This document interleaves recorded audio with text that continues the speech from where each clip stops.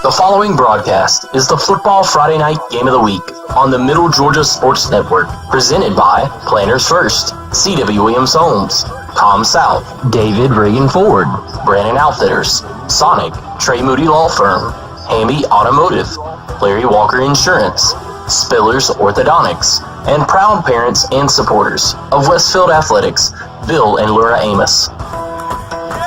Now it's time for the MidGASports.net pregame show, brought to you by Brandon Outfitters. Here are your hosts, Kenny Kofer and Brett Taylor.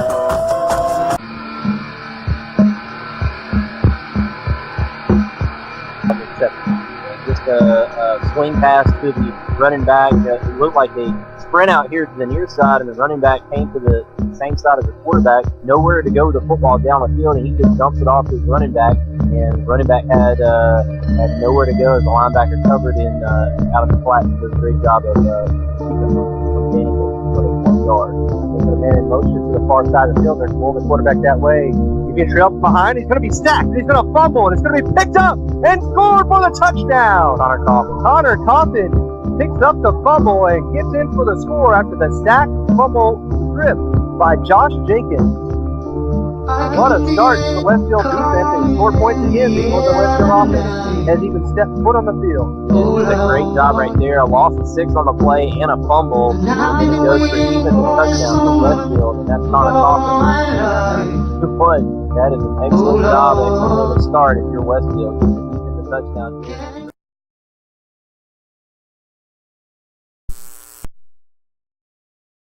To the Brandon Outfitters pregame show. I'm Kenny Kofer, alongside me, Brett Taylor, Tim Thompson upstairs on the camera as we're here in round 2 of the GISA AAA state playoffs as the Westfield Hornets play host tonight to the Brookwood Warriors out of Thomasville. Brett, both teams come in with very impressive records. Westfield coming in at 10-1, coming off their victory last week here at home against Dominion Christian, and Brookwood coming in at 11-1 after their win at home last week against the Trinity Christian team from Dublin. And Brookwood's a tough team. They defeated the only team that defeated Westfield this year in Deerfield Windsor. So you know they got the talent. And to me, it starts with their big old quarterback, the 6'4" quarterback, number 2, Cullen Wells. Yeah, absolutely. He comes in with over 2,000 yards this season passing, I believe somewhere around 20 touchdowns. And then they have running backs also that are doing an excellent job in their offense. And that is Cale Deese, number 22, and number 25, Taylor Patterson, both I believe, are around 800 yards for the season. So a very balanced offense coming in here. Brookwood likes to throw it around. We saw that last year. Westfield was able to defeat them early in the season in 2013. I believe it was 35-0. And this seems to be a little bit different team for Brookwood coming in. They have the big, tall quarterback, and I believe Jake Piazza, number 17, who we saw at quarterback last year, has moved out to wide receiver. And now Cullen Wells comes in. He's been able to run and pass a little bit. And I tell you what, it's been very effective for these Brookwood Warriors, and a 10-1 record coming into this game. And we'll see what they can do against the Westfield team that's also 10-1. Westfield likes to run it, but they also have the big play threat on the outside. Yeah, I think this game is really going to come down to the big guys up front on both sides of the football. Brookwood, you know, they have one of the better offensive lines in the state. So it'll be a big test because Westfield's defense has been stout all year long. You got John Walker Moore up front, Walker Davison. You throw in Corey Holiday as well, and then you got those back four at the linebacker position that just are always making plays. So it's going to be power against power, and it's going to be very, very interesting to watch and see who wins that matchup. Because if Westfield's able to put some pressure on Cullen Wells, that could bode well for the Hornets. As Cullen Wells, I believe, has only been sacked twice all year long. And if you read the paper down there in Thomasville, I think one of the offensive linemen said that wasn't even their fault. That was their coach who called in the wrong protection. So they're very, very... That's always good of your team, throwing the coach under the bus. Well, you know, from reading the article that I read, it was kind of funny reading, I can't remember the player. I want to say it was Aaron. No, it wasn't Howell. But he's a very funny guy. I mean, he talked about, he said they like to sing down there on the offensive line and just have a good time and get in the heads of their opponents. But, you know, Westfield's got that championship pedigree. They come in the state champs, 10-1, and they are obviously the favorite here tonight in this game. As Brookwood, the only loss they had was at the hands of Valwood, and like you said, Brett, earlier tonight when we talked, it was a 62-14 or 13 thrashing there by the Valiants. So it's going to be interesting to see how this game shakes up tonight. Yeah, absolutely, and they were able to win a close ball game against Deerfield Windsor as well. I believe they had a 4-point lead into or a 4-point difference in the score against Deerfield Windsor. So all close ball games against very good competition. They come in here tonight after a big win last week, as you said, over Trinity Christian out of Dublin, and Westfield comes off a huge 75-35 win over the Dominion Christian Knights from up in Marietta. But one concern, I did read the article in the paper today, and Coach Jones is concerned about his team. They really haven't been tested in 7 games or so. They've all been blowout wins for Westfield. Even the John Millage game, where we thought it was going to be a huge matchup, ended up being a lopsided victory for the Hornets. So it's going to be interesting to see what Westfield can do here tonight. Hopefully they come out ready to play and put on a performance here tonight in a complete game again, just like they had up at John Millage and Milledgeville. And Brent, why don't we go ahead and take a quick break here on the Brandon Outfitters pregame show, as we'll be back momentarily with the starting lineups brought to you by Explorers Orthodontics. And you're listening to the Brandon Outfitters pregame show right here on the Middle Georgia Sports Network.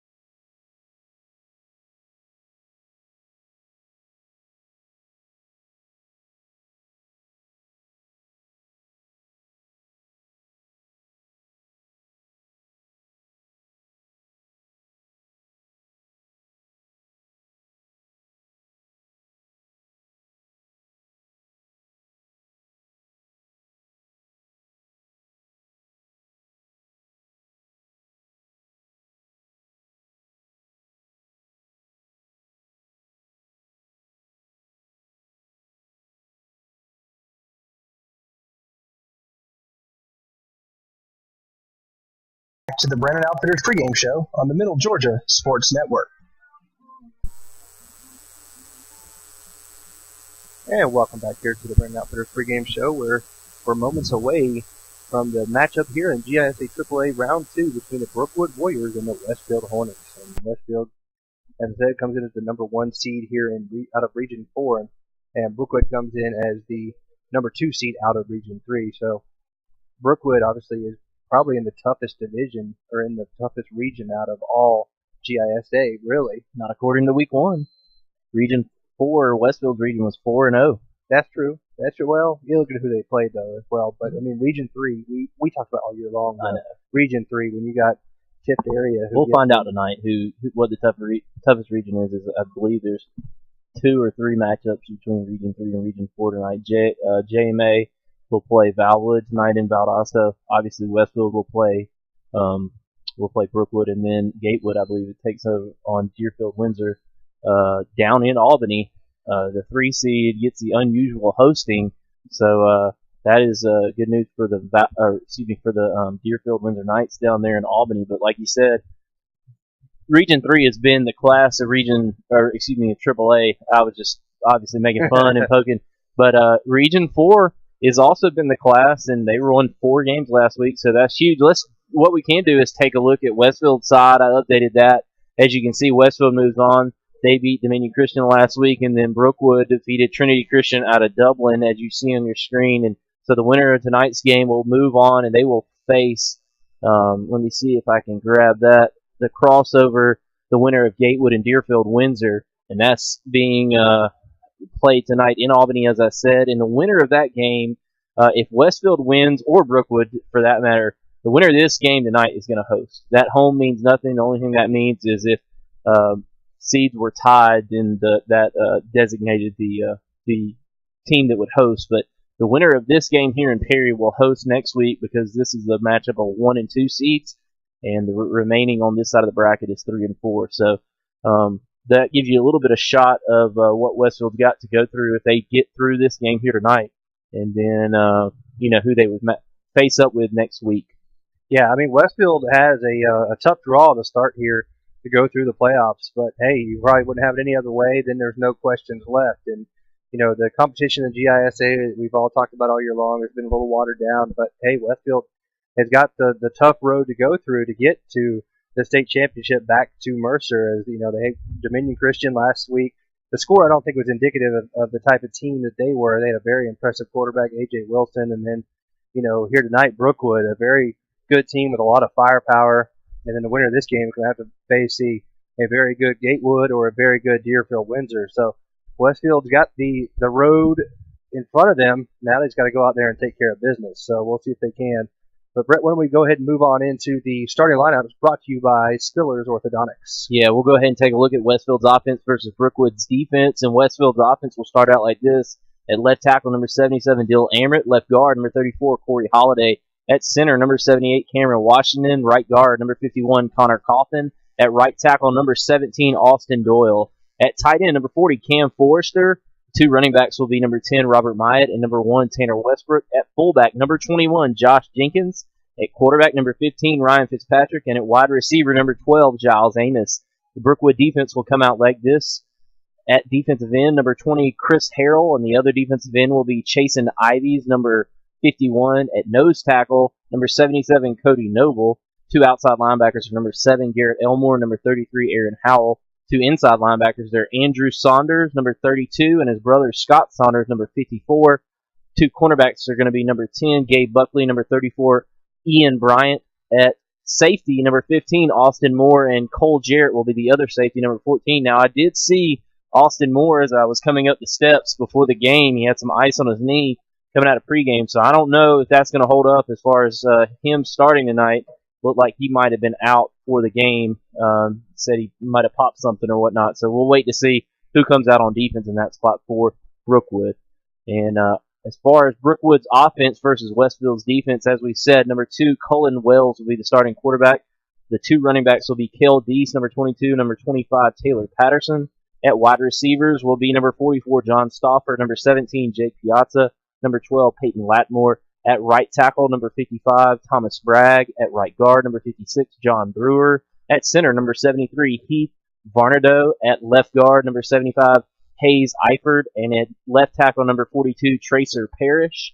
And Westfield's defense will defend Brookwood like this. Number 34, defensive end, Corey Holiday. Two defensive tackles will be number 74, John Walker Moore, and number 76, Walker Davidson. And at the other defensive end, number 43, Matthew Moore. Gavin Edmondson will be playing outside linebacker. He is number 8, as well as number 51, Connor Coffin. The two inside linebackers will be number 24, Wade Walker, and Ben Murphy, number 44. Two cornerbacks, Reagan Waller and Tucker Mooney, number 3 and number 7, respectively. And at safety, number 12, Giles Amos. So those are the starting lineups brought to you by Spillers Orthodontics, where great smiles begin. So we want to go ahead and thank Dr. Spillers and his staff for all the great work they do around the Middle Georgia area and making everybody have them pearly whites and straight white teeth. Even our own Tim Thompson upstairs is a patient of Dr. Spiller. So thank you very much for that. As you are listening here to the Brandon Outfitters pregame show, we're about 7 minutes away from the opening kickoff between Westfield and the Brookwood Warriors. The folks from Thomasville have traveled up the way just a little bit, and looks like they got a pretty good way to go, and they're going to be hopefully nice and warm here tonight. So why don't we also go step on in to the Hamby Automotive keys to the game, and what should we look for here tonight between Westfield and Brookwood? And I have on the screen here tonight, Westfield needs to dominate the line of scrimmage. As you said, Brookwood boasts a very good offensive line, and Westfield needs to play very good up front on defense. They need to win the turnover margin, as with any game. Big play special teams. We said this every week. Westfield has an advantage, it seems, in the special teams game, especially on the return side of things, in punt return and in kickoff return, and then haven't had passing game success. They really need to try to stretch the field, as teams are going to try to stack the box against Westfield. If they can stretch the field with the passes to the tight end, Cam Forrester, and then the big plays down the field or vertically with Giles Amos, it could open things up for Josh Jenkins, Robert Myatt, Tanner Westbrook, and those guys, Tucker Moody when he gets in the game. So it'll be interesting to see if Westfield can accomplish these keys of the game, and if they can, I believe they'll come out on the winning side of things here tonight. As the Brookwood Warriors are making their way out onto the field here from the locker room, and say what, I mean, what we noticed right off the bat looking down on the field during warm-ups was, I mean, this team has got size and they got some athleticism, and Westfield's gonna have to work cut out for them.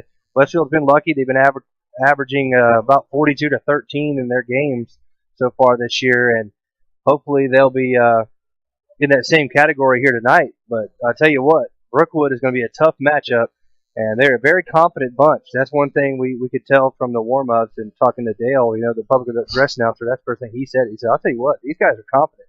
They don't look nervous, and why should they? I mean, it's just a beautiful night for football. Like Les Miles, says in Alabama LSU all the time, look around. It can't get much better than this. Playoff football, you can't beat it. Because the captains for both teams are now down on the sideline.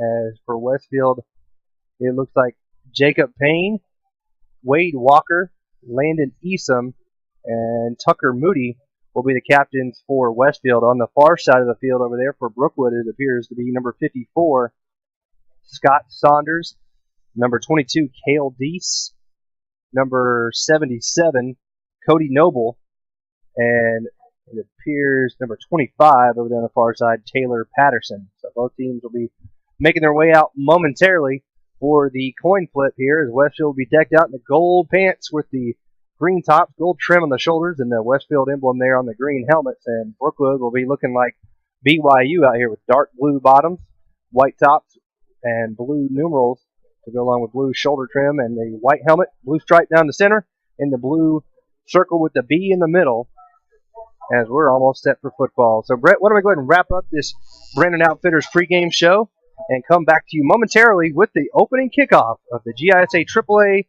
Round 2 matchup between Westfield and Brookwood right here on the Middle Georgia Sports Network.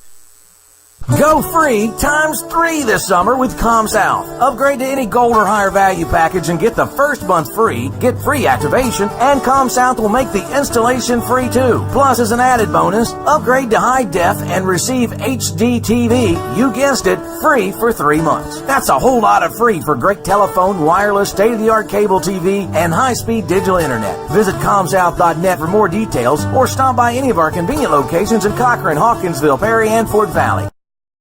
Good morning, huh? Sherry limeade, ocean water. Pretty great. Great. What are you doing over there? I'm trying to calculate all the drink combinations at Sonic. All the different sodas and the slushes and teas and The everything. flavors, all of them. Okay, so what is it? What's the number? It's, hang on, now I'm getting a call.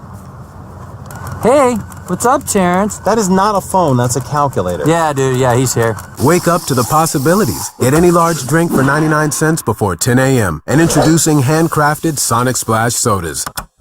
This is how you Sonic. Spillers Orthodontics is where great smiles begin. Whether you're an adult or a teen, they can make you smile. Dr. Don Spillers uses state-of-the-art technology and proven orthodontic techniques to provide his patients with the quality care they deserve. He offers Invisalign, Invisalign Teen, clear, and metal braces. No referral is needed, so call 478-953-2700 to schedule your complimentary evaluation and see why your friends love visiting his office. The following is a presentation of high school football on the Middle Georgia Sports Network.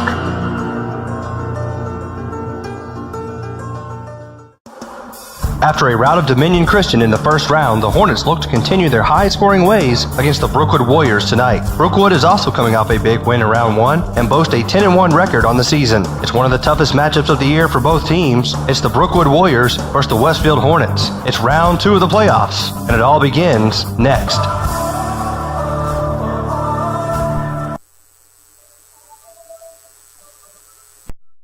And welcome into the Middle Georgia Sports Network Game of the Week. Here is round 2 of the GISA AAA State Playoffs. It's about to get underway.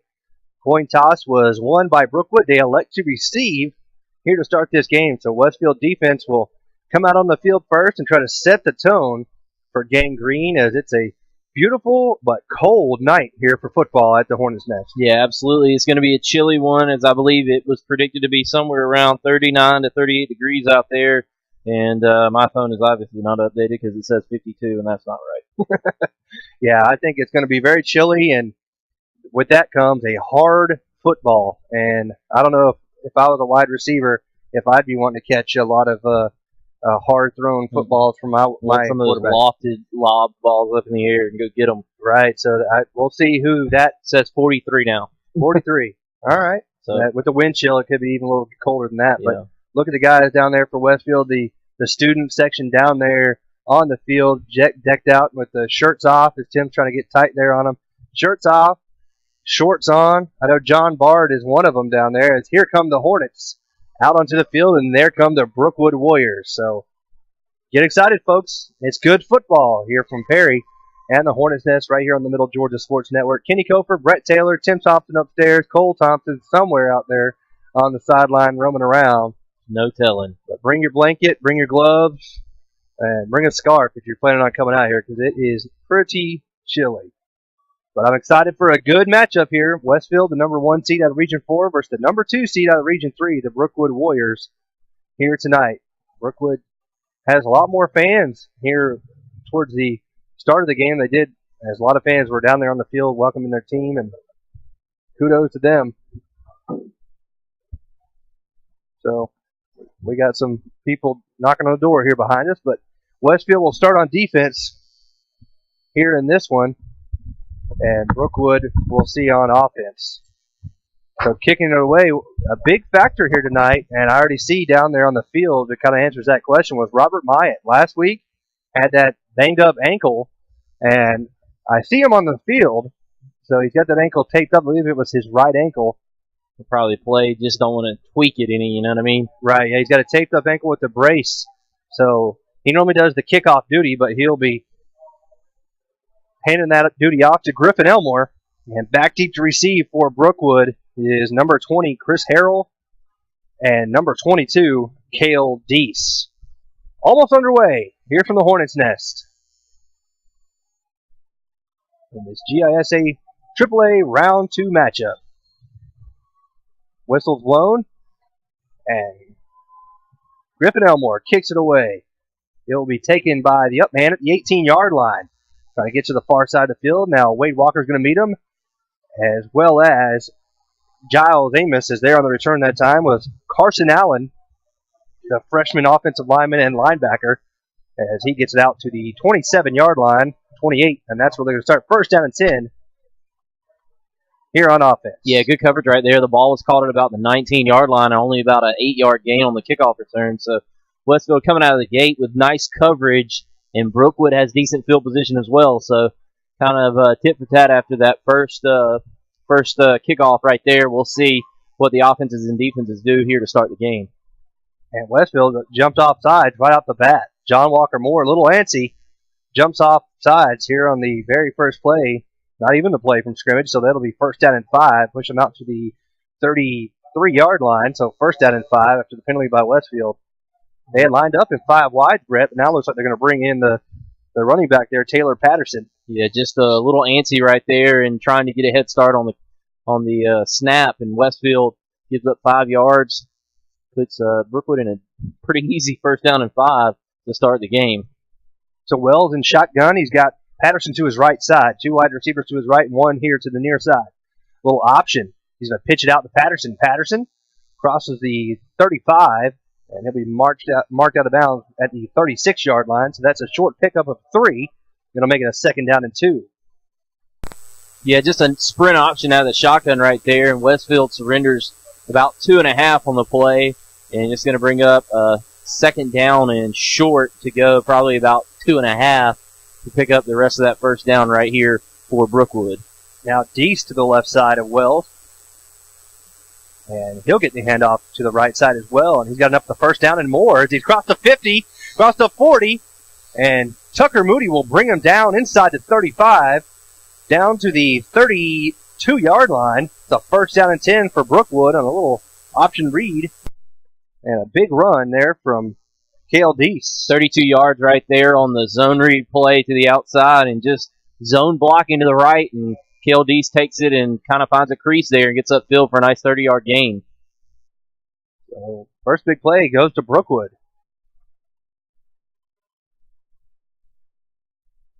Now Wells Gives it off to Deese again up the middle. He bounces out to the right side now, but a good tackle coming from behind that time was Ben Murphy along with Matthew Moore.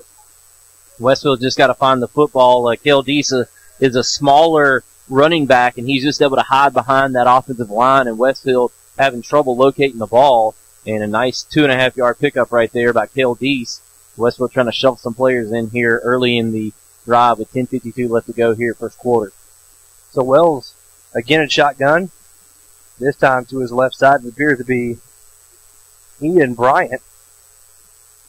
Fake to Bryant. Now they'll throw out to the tight end, Deese. Deese coming out of the backfield makes the catch, and he's inside the 25 down to the 23. He looks to be about a half a yard short. So it'll be 3rd and a yard after the short gain there on the pass reception of gain of 6, and it's 3rd and 1. 3rd and 1, a big play here for Westfield's defense. They need to try to force a negative play on the other side of the line of scrimmage. And they give it off to Deese to the right side. He's stringing it out, and he's going to be hit and stacked up there. Westfield did a great job stringing it out, and Connor Cawthon makes the tackle for no gain. It's going to be 4th down. Yeah, he might even have lost a yard right there, as it looks like maybe he did lose a half a yard right there, as Deese was not able to get to the outside. And Westfield forces a 4th down and 1, and you got to think that Brookwood's going to go for it here, deep inside Westfield's territory. Yeah, it's kind of the in-between yardage. It would be about a 40-yard field goal from here. But they're going to go for it on 4th and 1. Patterson now to the left side of Wells. He has 2 wide receivers here to the near side, 1 to the top of the field. Might see a quarterback power here, something where you don't take it out of the quarterback's hands. 6'4", you got to think that's pretty easy to pick up 1st down. He puts a man in motion now. Pitches it off to him, coming here near side. He's got enough for the 1st down, it appears, as he falls inside the 20. That was number 7, Garrett Elmore, on the carry, and he picks up a gain of 5 yards down to the 17. Yeah, nice jet sweep right there, and just pitched it to him. 5-yard pickup on 4th down and 1. It keeps the drive going for the Brookwood Warriors, and they have the ball inside the 20 of Westfield, driving here early in the game. 9:15 to go here in this first quarter. They give it off to Deese. Deese tries the middle of the field, not much there. Westfield all over that one as he gets about to the 15, so a 2-yard gain. There on the tackle was Matthew Moore and Wade Walker. Yeah, good job right there, getting off blocks and making the tackle quickly for Westfield. And I think it's just going to take some adjustment for this Hornet defense. It's a little bit different seeing the spread formation and hurry-up offense, and they're calling all the plays from the sidelines, so no huddling here for Brookwood. They got a man in the slot over there, Piazza, with nobody on him unless Wade's going to move over. They're going to zone coverage right there and come over top with Giles, it looks like. So, got to cover your area. And they throw a quick one and almost picked off there. They were looking on the quick slant to number 12, Peyton Latmore, and over there on the coverage was Tucker Moody, and he almost picked that one off. Yeah, one of Westfield's best athletes here on the near side, Tucker Moody, and he's a tough player to throw against, and he has jumped many a route in his Westfield career, and he did right there and able to get a hand on it and knock the ball away from number 12, Peyton Latmore. It's 3rd down and 8 now with 8:29 to go here in this first quarter. Brookwood's opening possession, they have it here at the Westfield 15. They sprint out Patterson and looking to pass and tip to the line. Great job there on defense from number 34, Corey Holiday, to chip the pass from Cullen Wells. It falls to the turf. It's 4th down and 8. And you got to imagine they'll probably be going for a field goal here. I'm not sure if they have a kicker, but looks like they're keeping the quarterback out. So bringing some speed on are the Hornets. Now, 44 is the field goal kicker, kicker. John Stoffer. He was pretty automatic, we noticed there in the warm-ups. So this will be 32 yards here on the left hash. 8:25 to go in this first quarter. No score at the moment. Stoffer gets it away. And I think he drew it in the upright. He did, and it's good. So John Stoffer gets Brookwood on the board first, and it's 3-0. We'll take a quick break. You're listening to Westfield Football here on the Middle Georgia Sports Network. Hey, wait in that door, Jim. All right. Remember those old Western movies? You could always tell the good guys by their white hats. Well, today the styles have changed, but the hat's still white. At David Reagan Ford and Perry, we focus on being good citizens and good neighbors with straightforward deals, a firm handshake, and no hassle negotiating. Visit us on the web or stop by David Reagan Ford just off I-75, exit 136 in Perry. David Reagan Ford. You know us. We're the guys in the white hats. on the Athletic. And welcome back. Had to cut that commercial short. They quickly come back on special teams here.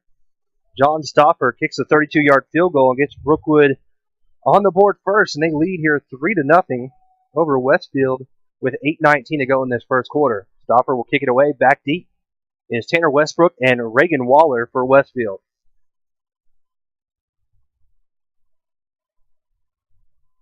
Stoffer, a little directional kick here to the near side, and it'll be taken by Tanner Westbrook at his own 13. Tanner trying to get to the middle of the field, and he'll be brought down from behind across the 20 there by number 7, Garrett Elmore. Yeah, it's going to get only about to the 22-yard line, and that's going to put Westfield in a very long start for their first drive of the game. Going to have to go 78 yards if they want to score a touchdown here with 8:13 left to go first quarter. So the Westfield offense will come out on the field for the first time here tonight, trailing 3-0 with 8:13 to go in the first. They have Jenkins. They shift him off to the left side now. And they put Tucker Moody in motion. Tucker gets the handout. Tucker across the left side. Tucker's got a little bit of space. Steps inside. And he's close to a first down there as he gets about 8 yards out to the 30-yard line. Good run by Tucker Moody. Yeah, good job of bobbing and weaving through there. Great blocking on the outside. And Brookwood trying to get upfield and force some penetration. But Westfield just doing a great job of blocking there on the far side on the kind of jet sweep play, and Brookwood has seen that before because they just ran it against Westfield just out of shotgun formation. Tucker Moody takes care of a nice run right there. 9 yards on the play, and Westfield has a short 2nd down and 1. You might see a pass here out of play action. And the handoff goes right up the middle to Josh Jenkins. Jenkins got enough of the first down as he gets close to the 35. And that's a pickup of 4 yards in the carry for Jenkins and a 1st down and 10 for the Westfield Hornets. Yeah, and I was exactly wrong on that one. You thought you might go short down and distance on 2nd down, 2nd down and 1. You might go to the air, take a shot, but Coach Jones going conservative there, and a nice 13 yards on 2 plays for Westfield, and they have their first down of the night and just moving the football here for the Westfield Hornets. They got Giles Amos in tight, and they hand it off to Tanner Westbrook. Tanner, he's going to be met by Elmore pretty quickly as he falls ahead, however, for about a 2.5-yard gain. But Elmore was all over that. He set the edge, and Tanner ran right into his arms. Yeah, Tanner picks up 3 yards on that one, though. In Westfield's offense, you want to have 2nd down and 7, 2nd down and 6, and keep a good down and distance. And that's not a bad play right there for Westfield. And, Coach Jones will probably take that every time. 4 downs of 3 yards, picks up a 1st down and +2. 3 yards in a cloud of dust. 2 wingbacks are Moody and Westbrook, and they give it off to Westbrook. Westbrook right up the middle, and he's going to fall ahead, and he looks like he's got enough for the 1st down as the tackle there by number 14, Cole Jarrett, and it is a 1st down and 10 for Westfield. Yeah, picks up 8 yards on the play right there, and Brookwood just not able to find the football on defense, and that's going to spell trouble for Brookwood if they can't find it here facing this Westfield offense. Westfield has done a great job picking up 2 first downs running the football so far in this early part of the first quarter. And I tell you what, it's not 4-0, it's 3-0, but that score throwing me off a little bit. And the handoff will be fake this time, and rolling out and looking to pass is Ryan Fitzpatrick. He throws late through the hands of Josh Jenkins. Good pressure that time from the Brookwood defense, number 37, Austin Falconer. And that was really a coverage sack for Brookwood right there, as both Giles Amos and Cam Forster were covered on the play, and that was a shot that Coach Jones wanted to take, and it was not there. Westfield's going to have to come out and try to pick up a big 2nd down play here and make it 3rd and manageable. So it's 2nd and 10 after the incomplete pass. They got Reagan Waller spread out to the far side now as he's checked in for Giles Amos. No Robert Myatt yet, and they give it off to Jenkins. Jenkins across the left side. He's right there at midfield, and he'll be slung back hard, but he does gain 4 yards. Sits up a 3rd down and 6 as there on the tackle that time was number 54, Scott Saunders. Yeah, and the good thing right there is Josh Jenkins made it manageable for Westfield on 3rd down here in about 6. And like you said, Kenny, that's all you want. Give yourself a shot on 3rd down. And if you pick up maybe 5 of this, you might look at going for it on 4th down from the Brookwood, maybe 45-yard line or so. Out here to the near side is Giles Amos. He's got Latmore across from him. And they put Tanner Westbrook in motion. Then they give it off to Jenkins. Jenkins Cuts ahead. He's going to have enough for the first down. Right at the sticks. It depends on the spot, the far side, Judge, and it is a first down. Yeah, nice 6-yard pickup. Just a kind of a reverse out right there by the quarterback, handing it off, and just a nice dive play by Josh Jenkins. And I tell you what, Westfield's right side of the offensive line just completely mashed that Brookwood defensive line, and it's going to be tough sledding for the Warriors if they can't find a way to get penetration on this wing T offense. So first down and 10 for Westfield at the Brookwood 43-yard line. They put Moody in motion, give it off to Tucker. Tucker cuts inside, and it'll be brought down after a short gain. As there on the tackle was number 77, Cody Noble, as well as number 34, Ian Bryant. Yeah, just a missed block out there, and then the linebacker came across nicely, made a tackle on Tucker as he tried to cut it back up inside. And you just got to make sure you get on blocks and hold them if you're Westfield, but a good defensive play right there by the Warriors. Seems like the Warriors are better suited to handle this stuff from sideline to sideline. That straight ahead running is really giving them problems. And they're going to give it off to Tucker Moody. Moody goes right at the gut now, and he falls across to about the 38.5-yard line. It's going to set up a third down and 6 or 7 for Westfield as John Walker Moore will check in for Austin Doyle. Got 4 minutes, 15 seconds remaining in this opening quarter. Only score thus far was a 32-yard field goal by John Stoffer on Brookwood's opening drive. This is Westfield's first go-round with the football. Ryan looking to pass. He's going to throw a little out route to Giles Amos, and our timing was off that time, and it falls incomplete. So it's going to be 4th down and 6, and decision time for Coach Jones, and it doesn't look like it's going to be a decision. Looks like he's probably going to go for it. He's got Reagan Waller out there and Gavin Edmondson, and he's going to send out Reagan. So they're going to go for it here on 4th down and 6 at 39. Yeah, and Reagan, Josh Ryan has just got to wait just a second and let him make that cut. And then he just threw it too early, and Giles never found the football and never was even close to it, really. So 4th down and 6, big play here early in the football game.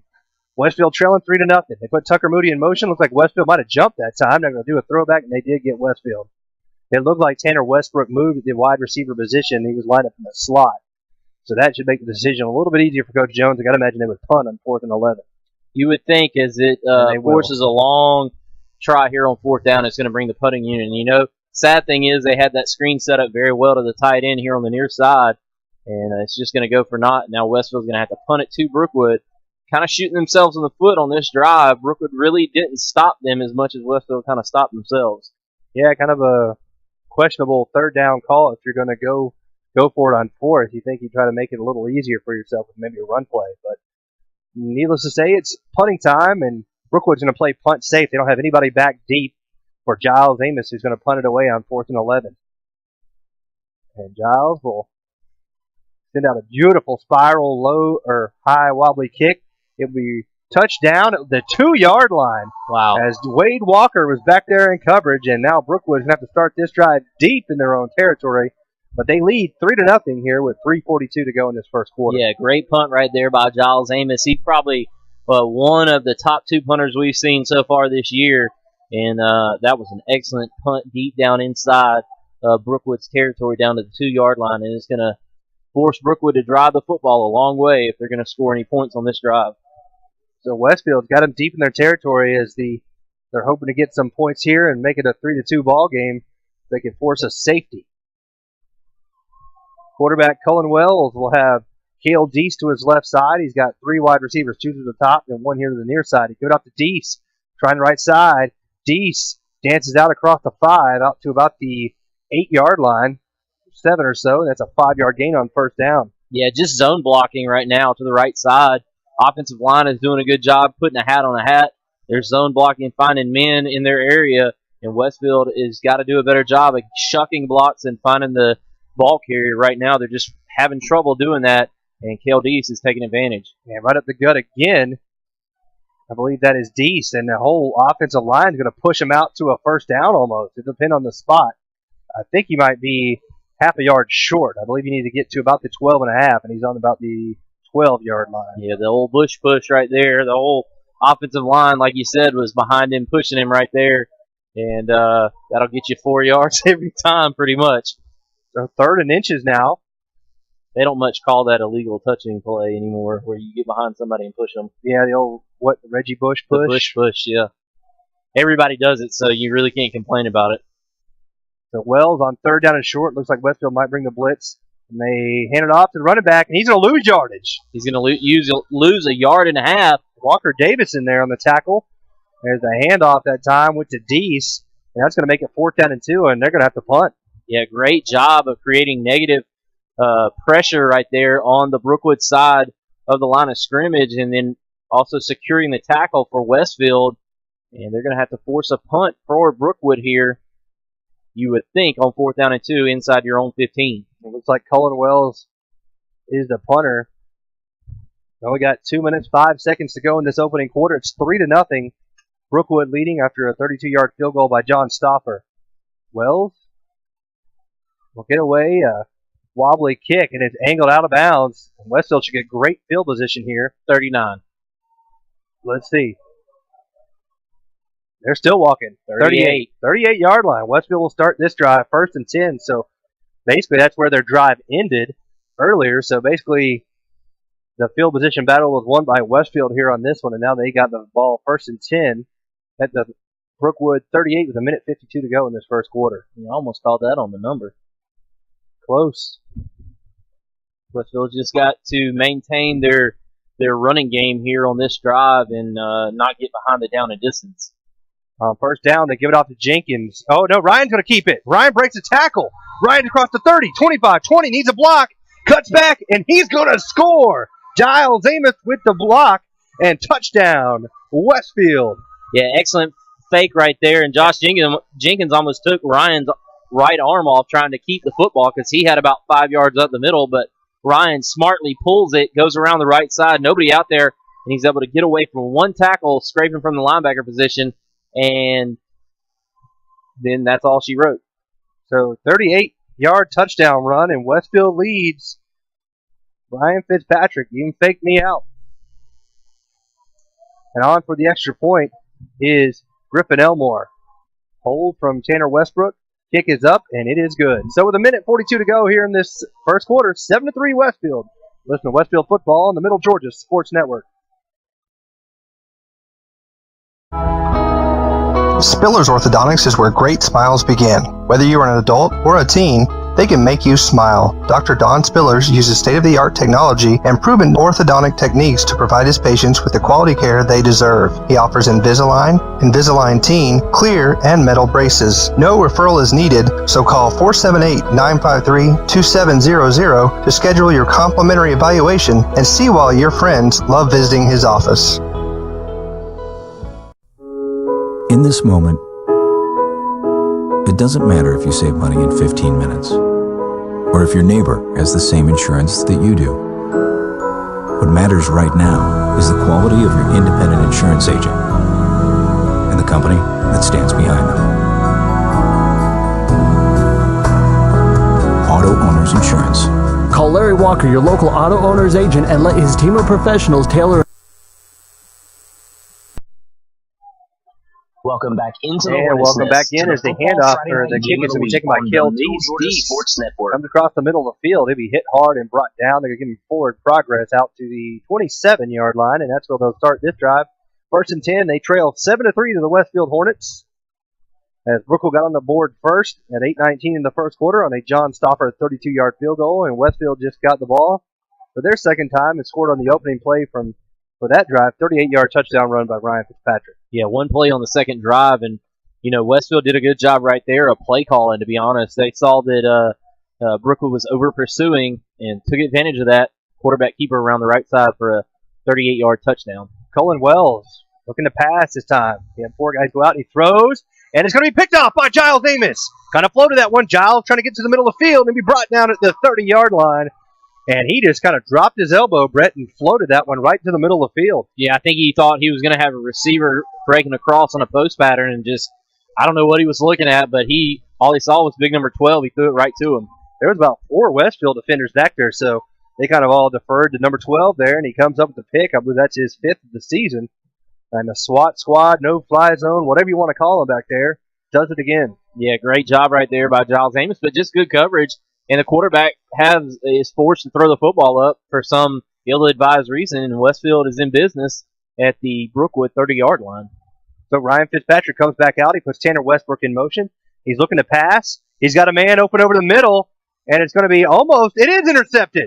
Picked off by Peyton Latmore, and Latmore trying to get some return and going here on the far side of the field. Be brought down from behind by Josh Jenkins. So Westfield, I don't know what was going on. I think it was a very poor play there. Reagan Waller kind of, he was all turned about. I think that was on Reagan. The ball, he got turned around, and the ball really kind of stayed where he was to begin with. Right. I think he kind of needed to switch his role from defensive back or go back to his defensive back position there and knock that away. Yeah, you got to think that Westfield would want that back. We talked about the turnover battle, and they were ahead right there, and then they give it right back to Brookwood in better field position than they gave it to Westfield. So you just got to think that Coach Jones probably wishes that he would have maybe run the football there and try to get some points after getting a first down, or getting the ball back given to him. It looks like we're going to have a little bit of meeting of the minds here for the referees here. Refs. I think they're trying to get the clock issues going on here. There's 57.9 seconds to go, and they're trying to relay 1:02 is what they're wanting back on the clock. And there we go. So good work by Jimmy Beelan and this referee crew out of Metro Atlanta. As we have 1:02 to go in this first quarter. 7-3 Westfield. They traded interceptions on the last two plays. Handoff goes up the middle to Patterson. Patterson fighting ahead out to about the 33-yard line. That's a pickup of 5 yards for Patterson. And Corey Holiday there on the tackle, along with Matthew Moore. And going back to that, now you give a high-powered offense of Brookwood the ball back. And you just got to think that you would want, getting the football coming out of the second half, want to try to get some separation in this team. And they put a man in motion. They pitch it off there to number 7, and that is Garrett Elmore. Elmore tries to cut back, and he's going to fumble. It's on the ground. I don't know who's got it. I don't know. They're holding up third down, so they're going to say it was Brookwood. He might have fallen on it first, but a fumble, and it's crazy play there. That's going to lose about 3 yards on that one. And that's probably going to end up being the last play here in the first half. But, wow, Westfield had another opportunity as that ball was a forced fumble as he tried to turn around and go back to the far side. But nonetheless, Westfield takes a 7-3 lead into the second quarter. We're going to take a quick break and be back with the second quarter. You're listening to Westfield Football on the Middle Georgia Sports Network. Good morning, huh? Sherry, limeade, ocean water. Pretty great. Great. What are you doing over there? I'm trying to calculate all the drink combinations at Sonic. All the different sodas and the slushes and teas and everything. Flavors, all of them. Okay, so what is it? What's the number? It's, hang on, now I'm getting a call. Hey, what's up, Terrence? That is not a phone, that's a calculator. Yeah, dude, he's here. Wake up to the possibilities. Get any large drink for 99 cents before 10 a.m. And introducing handcrafted Sonic Splash sodas. This is how you Sonic. Have you been injured and are in need of legal representation? If so, call Trey Moody. Trey is a graduate of the University of Texas and Mercer Law School and has been practicing in the Middle Georgia area for over 22 years. Trey has tried over 70 cases to jury verdict and has recovered over $5 million for his clients. Trey has established himself as one of Georgia's most prolific personal injury trial attorneys. He is also a certified and registered mediator with the State of Georgia Office of Dispute Resolution. So if you want a respected attorney who can actually try your case if needed, call Trey Moody at 478-988-3114 for a free consultation or visit his office today at 921 Carroll Street in downtown Perry.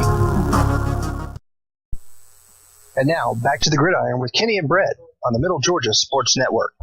Welcome back as we're set to start the second quarter. Westfield leading 7-3 in the second round matchup of the GISA AAA State Playoff between Brookwood and Westfield. Looking to pass is Cullen, and he completes it there out to number 17, Jake Piazza. So Colin Wells has enough for a first down. I think he picked up 9 yards on 3rd down and 8. Yeah, just a good timing route on the square out and picks up 9 yards and goes a yard further than what he needed. And a great job of recognition of where he was on the field by Jake Piazza. Moves the chain for Brookwood. So 1st and 10 now as they're moving left to right here, and they give it off up the middle to Patterson. Patterson He's going to have about a gain of 3 yards as John Walker Moore and Walker Davison there on the tackle along with Matthew Moore. Westfield just needs to forget about that first down and try to move on. Brookwood is doing a good job of kind of shielding where the ball carrier is, and Westfield having trouble finding the football. And Brookwood's offense is very deceptive, hard to find, very much like the wing T formation, but just in a different fashion. And right now, with 11:15 to go, this is kind of the game we expected to get. Very close, 7-3, Westfield on top. But Brookwood has come out and really played well so far, except for a couple of key plays. 11 minutes to go in this second quarter. Handoff goes up the middle of Patterson. Big hole. Patterson slung down close to the first down there by Walker Davison. I think he's going to be about a half yard short, but I think the near side judge is going to give him the first down. So that was a gain of 7 on second down and 7 and enough for a first. Kind of a generous spot there. I think Walker Davison kind of slung him about 2 yards forward. Yeah, I think his knee hit, and then they marked him where he landed after his knee hit. But nonetheless, first down on the run play, a nice draw as they spread things out there and just give it up the middle. And a nice seam opened up right there in the middle of that 4-4 defense for Westfield. So first and 10 at their own 49. Fake the handoff, looking to throw. And throwing complete is to Piazza. Piazza gets a gain of 8 as Giles Amos there on the tackle. Completion from Wells to Piazza for 8. Brings up second down and about 2 for Brookwood. And, if I'm Coach Jones and Coach Watson, that I tell you what, their speed doesn't really scare me that much. I think Westfield can match up as far as athleticism and speed on the outside. I might go man up in the backfield. And they give it off to Patterson. Patterson's got enough for the first. He almost gets the ball ripped away from him, but he's got enough for the first down. He's got a gain of 6 yards as there on the tackle was Tanner Westbrook and Walker Davison. The only thought is if you match up on the outside man for man, then you freed up more people inside to try to stop the run game, and that's all they're doing is it's a pure numbers game. They're outnumbering you in the inside right now because they're spreading you out, and if you're going to play zone, that takes away at least 2 safeties over top. So it's first down and 10. Wells looking to pass. He's going to throw near side. Throws complete to Jake Piazza, but he maybe gained half a yard, if that. I don't think so. I think he got barely back to the line of scrimmage, and he slid actually almost a yard behind the play. So pretty much no gain right there as really the throw kind of forced him to go to the ground before he was able to pick up any yardage. And one thing I'm noticing, because of all these 4 and 5 wide sets, Westfield's actually got a nickel in, and he's kind of playing corner/linebacker a little bit, and that's Tanner Westbrook in here.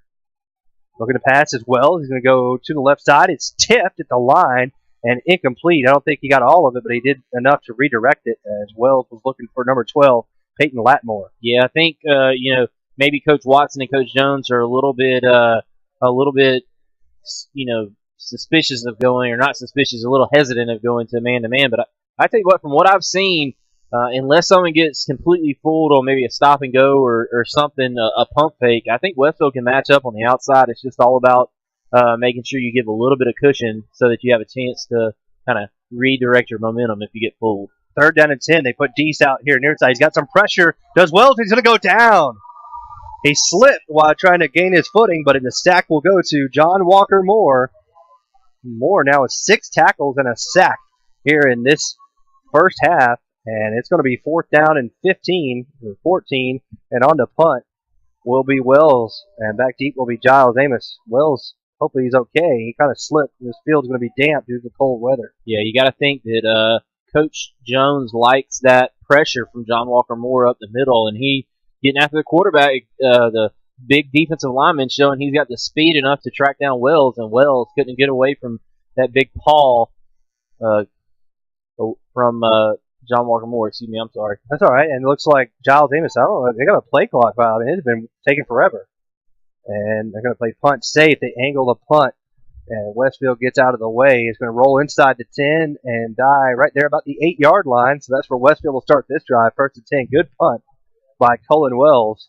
Sorry, you threw me off a little bit. I thought they were going to call a timeout. That's what it appeared, because Coach Boggs was talking with Cullen Wells over there, and they both kind of decided what they're going to do, and but that worked out because that caused Giles Amos to have to come up and punt safe. And now they forced Westfield back deep into their own territory, 1st and 10 at the 8-yard line. Yeah, I mean, your running team, if you're Westfield, you just gotta, I think, play safe there on the punt because Brookwood's gonna play, not to lose basically, or excuse me, they're not gonna play not to lose. They're gonna play, pull out all the stops here in this game. High formation. They give it off to Josh Jenkins. Jenkins dragging defenders out to the 20-yard line, and that's a gain of 11 on first down. Josh Jenkins, I tell you, that kid, very tough. Very tough. I mean, I know he's a wrestler, and he's got one of those bodies, just not an ounce of fat on it, just all muscle in that 5'9", 5'8" frame. And we talked to Josh Jenkins before the game, and he told us that his team wanted to come out and play with the same determination and will that they showed it against John Millage. They understand the weight of this ball game and how big it is, and they wanted to come out with the same focus and determination. He's showing it there on that play. Power eye to give it off to Josh Jenkins again, pulling over defenders out to the 25. He'll be stacked up this time right there, but it's a almost 6-yard gain on first down for Josh Jenkins. I think Coach Jones realizes that his offensive line has been on the straight-ahead runs has been dominating. So back deep in your own territory, just give it to the speedy guy behind those big offensive linemen and let him go to work. And with 7:15 left to go here in the half, Westfield on top 7-3, and they're able to move the football out of the shadow of their own end zone and get things going here on this possession. And they fake it to Jenkins, and Ryan Fitzpatrick keeps it. Ryan's got a big hole. He's got some blockers. If he cuts to the middle, he might have gone. But he's got another big gain out of bounds at the 36-yard line. And that has been a huge play here tonight so far for Ryan Fitzpatrick. He's got 2 carries, I believe, for a combined, 74 yards now. 39 on that play right there. So, yeah, 39 from 38 in the first one. So he's got, what is that? 2 for 77 and a touchdown. Not too shabby. And that's the way you got to do it. You've been pounding the middle in the last 2 or 3 plays with Josh Jenkins. So instantaneously you're going to think, oh, they're going straight back to it. Nope, here comes Ryan. And if Ryan cut to the middle there, he was gone. Yeah, I think so too, but I think he was just a little hesitant. Didn't want to make a foolish play, and smartly just goes out of bounds after the nice pickup. And he almost held on it too long that time as he gives it off to Jenkins. Josh gets across to right about the 35-yard line. It's a short gain of 2. But just happy that he was able to maintain control of it there. And for the fans out there watching, the way you can tell whether or not it's a predetermined give or a read, when you've got a mesh like that and one or the other doesn't want to give it up, you know that that's not predetermined because they're reading that play. And Josh Jenkins didn't want to give it. It didn't feel like Ryan was pulling it from him, and they almost kind of got a mix-up there on the mesh point. And maybe Coach Jones goes back to just a regular handoff. Ryan looking to pass this time. He's got Giles Amos. And a little too far, and almost he had to cut back inside, but back there on the coverage that time was Peyton Latmore. And Ryan's kind of getting it out just a hair early. Yeah, because if he sees it and he sees that the defender is going to be, in good coverage past Giles, he can still throw it out there to Giles. Just throw it to that back shoulder on the numbers there and give your receiver a chance to go up and make the play. Throw it a little bit short and don't lead him. And because you know that Brookwood's been taught, their defensive backs don't get beat deep by 12. 3rd down and 8. They're going to keep it. Ryan Fitzpatrick dives inside the 30 down to the 29. He's been a yard and a half short of the first down. He picks up a gain of 6 or 7. Might see the big set come in and run it straight ahead for Westfield here on the 4th down and 1.5. Yeah, they had John Walker Moore check in early on the drive when they were back at their own 9 at the tight end. And when you put big 74 next to Deal Amrit over there on the left side, it's pretty impossible to defend. Well, they're going to keep the regular offense on here as it's 4th down and 2 for Westfield at the Brookwood. And a fumble on the ground, but Westfield might have fallen on it for a first down. Ryan Fitzpatrick got hit as he pulled out, and it fell to the turf, and Westfield recovered, and I think it's a first down. We'll have to wait the spot. I think he's got it. No? Wow. So turnover on downs. Westfield's doing all they can here. See, from where my far side of the field, looks like he had to get to just before the 28. Looks like he got to the other side of the 28. Yeah, honestly, it shouldn't have even mattered. He had such a big hole. You just get the handoff, and Westfield gets a first down. And I think right they're pulling the guard, I think, and he got out a little too early. And another thing that they might be fortunate of, even if they had picked it up, was that was almost a forward pass. Yeah. So turnover on downs, gives it back to Brookwood. Brookwood gives it off to Patterson. Patterson squirts through a hole, and he's going to be hit hard and brought down by Corey Holiday, but not before he picks up a gain of 4 yards for Brookwood. And Westfield just keeping Brookwood in the game here. And I tell you what, you just got to think that maybe the passing game is, I know we said it was going to be a key to the ball game, but maybe you go away from it. You're so successful running the football, maybe keep it on the ground here the next couple drives. Kale Deese gets the handoff. He squirts through the hole, hits off of Josh Jenkins, or that's Wade Walker, and Wade makes the tackle, but he looks to be short of the first down as he gets to about the 37-yard line. Needed to get to the 38, so it'll be 3rd down and 1. Wade's helmet came off, so he'll have to check out of the ball game. Hard to see 24 and 21. They're not big guys.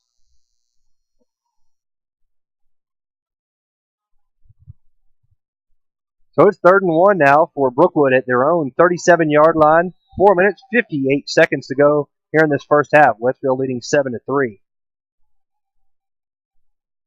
Wells fakes it. He's going to keep it himself. Does he got enough of the first? I think he does. Matthew Moore and Walker Davidson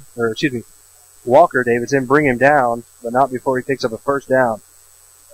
And just a quarterback keep right there in the middle, just a nice little lead play, and you fake it to the running back. He almost becomes a blocker, and Cullen Wells follows him right up the center there, picks up a 2-yard gain for a first down. So it's 1st down and 10. Wells with a hard count and looks off to Coach Boggs and tries to get the play. He might have changed it there to see how Westfield defense was aligning. Wells looking to pass. It's going to go to the far side of the field.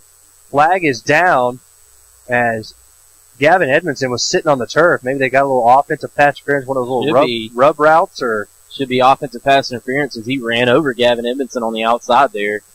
And we'll see what they call, but sure looked like he knocked down the linebacker there on the outside. So we will await the call from the referee here. Gavin Edmondson was sitting down on the turf at about the 49-yard line with his hands out going, hey, I was just standing here. What's going on? It is hold. Oh, wow. It's on Westfield. So, wow. Not sure about that call. So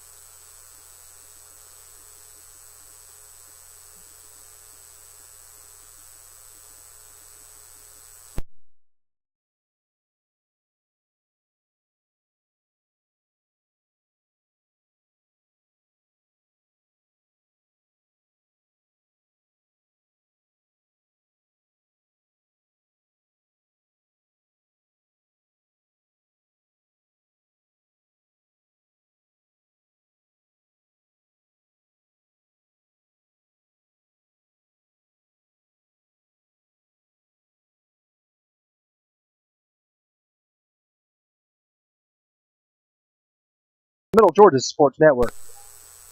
Go free times 3 this summer with ComSouth. Upgrade to any gold or higher value package and get the first month free, get free activation, and ComSouth will make the installation free too. Plus, as an added bonus, upgrade to high def and receive HD TV, you guessed it, free for 3 months. That's a whole lot of free for great telephone, wireless, state-of-the-art cable TV, and high-speed digital internet. Visit ComSouth.net for more details or stop by any of our convenient locations in Cochran, Hawkinsville, Perry, and Fort Valley.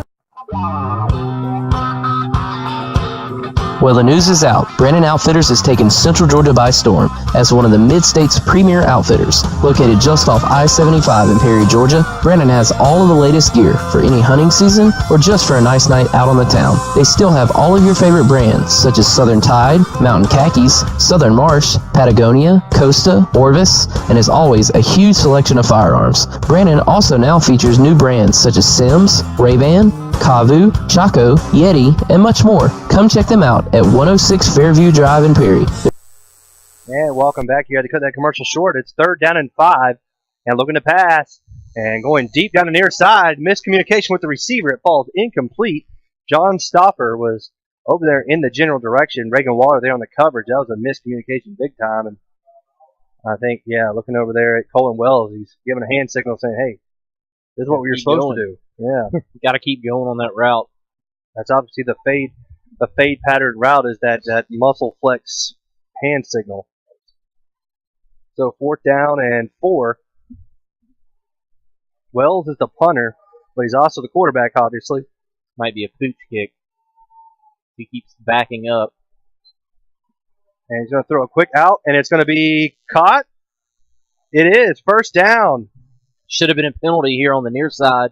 Number 7, I believe it was, moved before the ball was snapped out of the wide receiver position. Excuse me, number 17, and you can't miss that if you're the official. He definitely moved forward out of his stance, and that should have been a penalty. But it was not. Peyton Lattimore makes the catch. Good coverage over there from Tucker Moody, but just a good catch from Lattimore using his body to shield off the defender. 1st down and 10 at the Westfield 38-yard line. And they give it off to Patterson. Patterson trying to set up blocks. Squirts to the tackle of Matthew Moore, and he'll get out to the 36-yard line. Short gain of 2. Over there to make the tackle with Wade Walker and John Walker Moore. They have done a tremendous job of controlling the clock here in this first half, have the Brookwood Warriors. Westfield still leads, though, 7-3, and they give it off to Deese. Deese tries the right side, tries to cut back, slips and falls, and he's going to lose half a yard, and it's going to make it 3rd down and 8.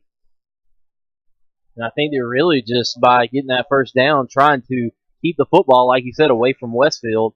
It's going to bring up 3rd down and 8, and this is a huge play for Brookwood if they want to continue to milk this clock before the end of the half. Coach Boggs, very good coach. He's done a great job with his team this year, obviously 11-1.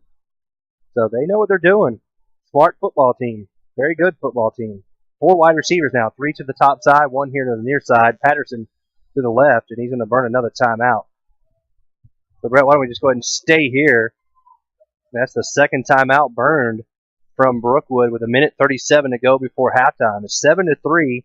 Westfield on top. We got this way with a Brookwood 32-yard field goal from John Stoffer with 8:19 to go in the first quarter on their opening drive.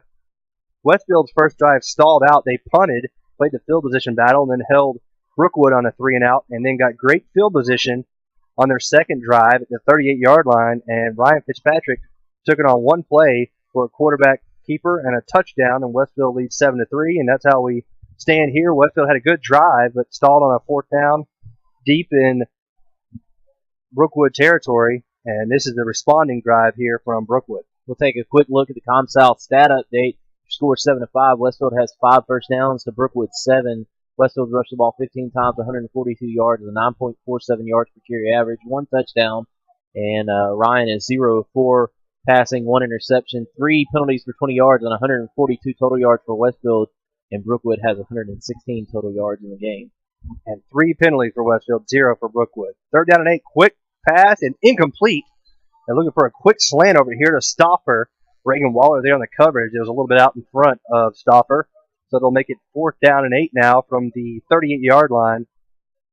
And Reagan does a good job of kind of knocking the receiver off his route. Inside that right at the line of scrimmage area, you can kind of get your hands on a little bit as long as the ball's not in the air, but does a good job, and then he's able to trail the receiver and make sure that he doesn't come up with the catch, and it's going to bring it 4th down and 8.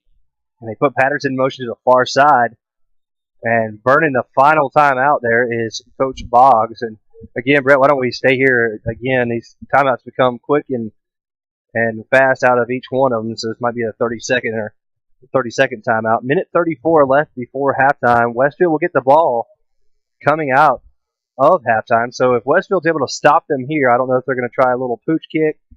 Cullen Wells is the punter as well as the quarterback, so he can do that and force Westfield deep in their territory. Or do they take a shot here on one of their little quick out routes or slants as it's worked for them here tonight? Yeah, I'm not sure. I mean, you'd like to keep the ball if you're Brookwood for the rest of the half and continue to drive the football, obviously, but it's 4th down and 8, and you give Westfield pretty great field position at the 37-yard line of their own if you're not able to pick it up. And with a minute 34, with 3 timeouts, you might see Westfield go for it. So, it's kind of one of those risk-reward type plays, and it looks like Coach Boggs has decided he wants to go for it with 5 wide receivers and Cullen Wells coming out here. And now Coach Jones is going to take a timeout. So, Brent, why don't we go ahead and take a quick timeout with them? You're listening to Westfield Football here on the Middle Georgia Sports Network. C.W. Williams is the premier home builder in Houston County, with established communities in Perry, Bon Air, Centerville, and Warner Robins. C.W. Williams Homes offers you a chance to build a customized home of your dreams. There are multiple floor plans available, ranging from a minimum of 1,000 square feet to over 3,000 square feet. Log on to cwwilliamshomes.com or give them a call at 478-922-2207 to check their list of plans, communities, and financing options today. C.W. Williams Homes. Let us build the home of your dreams. Set your own banking hours with Planners First Online Banking. Planners First Online Banking allows you to connect and access your bank accounts 24/7. For those that are always on the go, you can check your balances, pay your bills, transfer funds anytime and anywhere you have internet access. Let Planners First Online Banking make your life a little easier. Planners First, a legacy of excellence since 1896. Member FDIC and equal housing lender. And now, back to the gridiron with Kenny and Brett on the Middle Georgia Sports Network. 4th down and 8. And Brookwood, it appears they might go for it. Cullen Wells in shotgun, looking to pass. With a quick slant, incomplete. There on the coverage was Gavin Edmondson. They were trying to hit Kale Deese on the quick slant. Pass ball is incomplete. And I tell you, after 3 timeouts between the two teams, they couldn't come up with a better play. I know, and I tell you what, they're lucky they didn't get picked off. Is the route was jumped right there by Westfield, and Westfield sent some heat on Cullen Wells, and he got rid of the football quickly, and just no dice coming up on that play. And Westfield does a good job on defense getting the football back. Only a minute 31 left to go. But 3 timeouts. But 3 timeouts. 2 timeouts. Sorry. 2 timeouts, and you're coming out in 4 wide. And Ryan looking to pass. He's going to step up and keep it himself. He's got a blocker out in front of him. Breaks a tackle. And he gets out to the 45. He never went down. Oh, they're going to mark him down there. And a flag is all the way back, though, at the line of scrimmage. That's going to be coming back. Wow, that came out so late. I just watched him in the ball. Ryan was running on the field about 5 yards after he was supposedly down, and then the ref throws a flag. I don't know where that came from. It came out so late. A hold on Westfield. Wow. Takes away a big play there.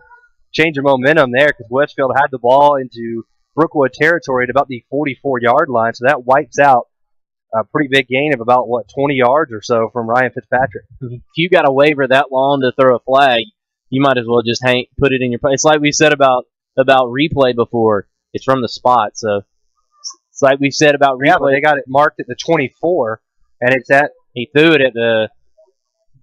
That's a 13-yard penalty. Yeah, it's a spot foul. Okay, but it's like we said about replay in the college and pro. If it takes you more than a minute to look at it, probably not overturnable. You know what I mean? If it takes you 5 seconds after the play to throw the flag, you probably need to keep the flag in your pocket. So it's 1st down and 24, and Ryan's going to keep it. He's going to be hit hard and brought down. No gain on the play, so that kind of took the wind out of the Westfield sails on that penalty, and we're underneath a minute here. Now Coach Jones, he's going to burn a timeout. I'm kind of surprised. The play, you would think a conservative play like that, you would say, all right, well, let's just go into halftime with a lead, but maybe he's got something he wants to do. Looking ladder, he hadn't run it this year. He did it up against Tatnall last year in the first game of the season, but we'll see. It's 2nd down and 24 after no gain on that one. 59 seconds to go before halftime. Westfield leads 7-3. The last scoring updates we had was Deerfield Windsor was up 28-0 early in the second quarter over Gatewood. And Valwood, it was 21-14, I believe, the last we heard. I don't know if there's an update on that one. 34-14 now. Valwood on top of John Millage. And that was my upset pick of the week. And not looking good so far, but still got a lot of football to play. Maybe John Millage can get back in that football game. And it's playoff time for the GHSA teams as well. Northside here playing tonight against Northside Columbus for the Battle of the North Sides. As here it's 2nd down and 24. Ryan's going to give it off to Tucker Moody. Tucker right up the gut. Big hole for Tucker. And he gets a pretty good gain out to the 41-yard line. And that is going to be a 17-yard gain on the play for Tucker Moody. Clock continues to run down to 44. 40 seconds now on the clock. It's going to be 3rd down and 6. And Pinewood's on top of Westminster 20-6, Kenny. All right, so Region 4, all 4 teams still in it. Handoff goes to Tanner Westbrook. Tanner's not going to have the first down. He'll be about a yard short as he gets down to the 46-yard line. And Coach Jones is going to call a timeout. Kind of questioning some of the issues. You would think right there, 4th down and 1. If you're deciding to go for it here on your own 46, you don't get it. That at least gives some life back to Brookwood. And if you do get it, and you're just doing a quick quarterback sneak or something like that, the clock stopped for a second, they reset the ball, and now it's running, and Westfield has no timeout. Yeah, I mean, maybe he wants to take one shot at the end zone, and you might get a Jonathan Hefner play from last year in Stratford. I mean, I'm not sure what the thought process here is, but maybe he thinks he's got a play that can go the distance. We'll see what happens here, as there's, like you said, 25 seconds left to go here in the first half. Very weird. This is going to be leave a lot left to be desired for Westfield, as they have. It almost feels a lot like the Southland game to start the season, to be honest with you. A lot of domination by Westfield, pretty much on both sides of the football, and only a 7-3 lead. 4th down and a half yard, and they bring in the power. Give it off to Jenkins. Jenkins got enough for the 1st down and more. Inside the 45, down to the 44. Clock will stop to reset the chains with 21 seconds to go. So we have to do a quick spike here from Ryan Fitzpatrick as they're waiting to start the clock from the head referee. He's good. Start the clock. 20 seconds and spiked with 18.5 on the game clock. Again, 7-3 right now. Westfield with no timeouts. Brookwood with no timeouts. And they're going to obviously have to pass here as Ryan Fitzpatrick will come to the near sideline. Talk to Coach Jones and Coach Fowler. And then you got Tanner Westbrook and Reagan Waller. They're obviously no concern for a play clock violation here. Tanner will come in to relieve Josh Jenkins. Tanner with a little bit better hands receiving. He could be a good check down option here for Ryan on 2nd down and 10 after the spike at the 45-yard line. They better hurry up.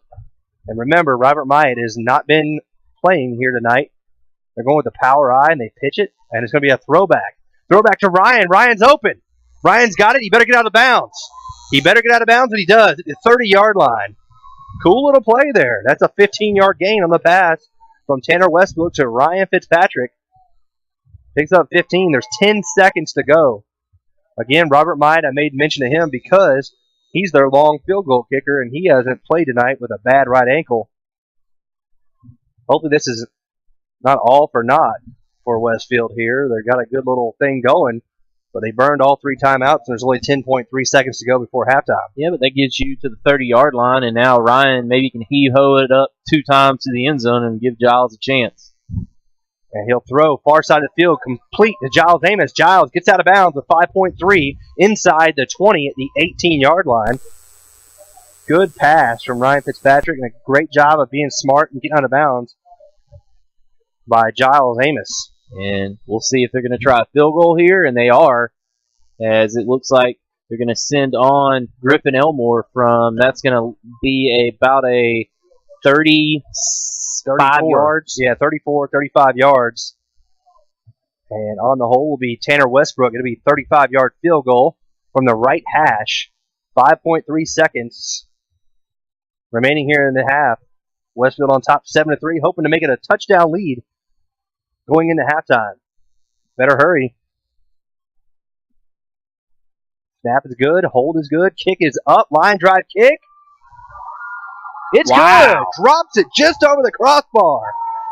35-yard field goal from Griffin Elmore and builds the lead to 10-3 with 0.8 seconds to go before halftime. That's huge. Yeah, that is a great kick right there. He just gets it high enough to get over the line and punches it right through. And Westfield takes a 10-7 lead with 0.8 left to go here in the first half. And what do they always say about kicking a field goal and getting points right before halftime? It's really big for momentum. Didn't that happen? Was it the Valwood game? Whenever they had that weird play at the end, they called a pass interference, and then Griffin was able to kick one, and then Westfield got the ball right after half. Yeah, I think so. Scored. So hats off there. Good job by Griffin Elmore knocking that through the uprights, and that's got the fans here on the near side on their feet. Yeah, I tell you what, I wasn't so keen on that decision-making. I was thinking, hey, maybe get it up to Big 12, but, hats off to Coach Jones, and that's why he gets paid to make those decisions, and we get paid to sit up here and look pretty on the radio. So Westfield leads 10-3 here with 0.8 seconds to go before halftime. So just to let everybody know out there, I know that both teams don't have any timeouts. I was resetting things for the second half. So Griffin will come on and kick it away. And imagine this would be a squib kick, obviously. Just don't kick it out of bounds, LSU. Yep. And there it is, a little squibber. Picked up by Piazza. Piazza will come up the middle of the field, and he'll go down at the 42, and that will do it. Here on the first half of play, Westfield leads 10-3 over the Brookwood Warriors here at halftime. So we'll take a quick break and be back with the halftime show brought to you by Planners First right after this on the Middle Georgia Sports Network. Set your own banking hours with Planners First Online Banking. Planners First Online Banking allows you to connect and access your bank accounts 24/7. For those that are always on the go, you can check your balances, pay your bills, transfer funds anytime and anywhere you have internet access. Let Planners First Online Banking make your life a little easier. Planners First, a legacy of excellence since 1896. Member FDIC, an equal housing lender.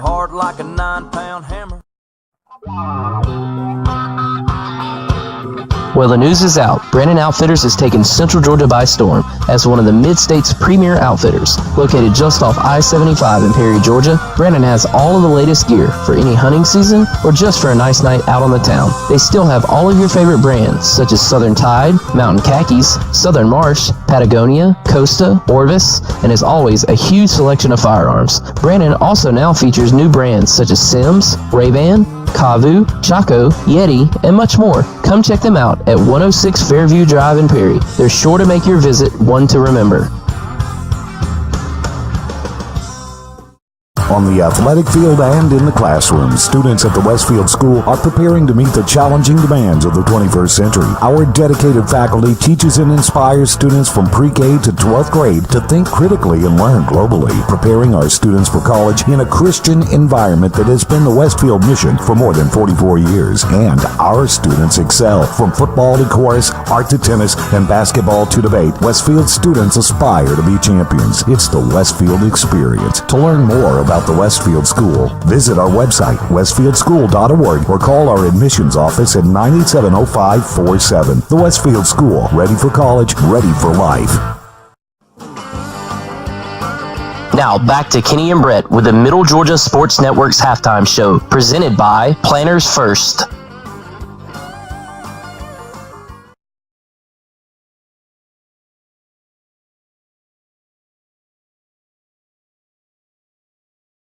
Westfield football means to me cheering on the boys and having a good time with great friends.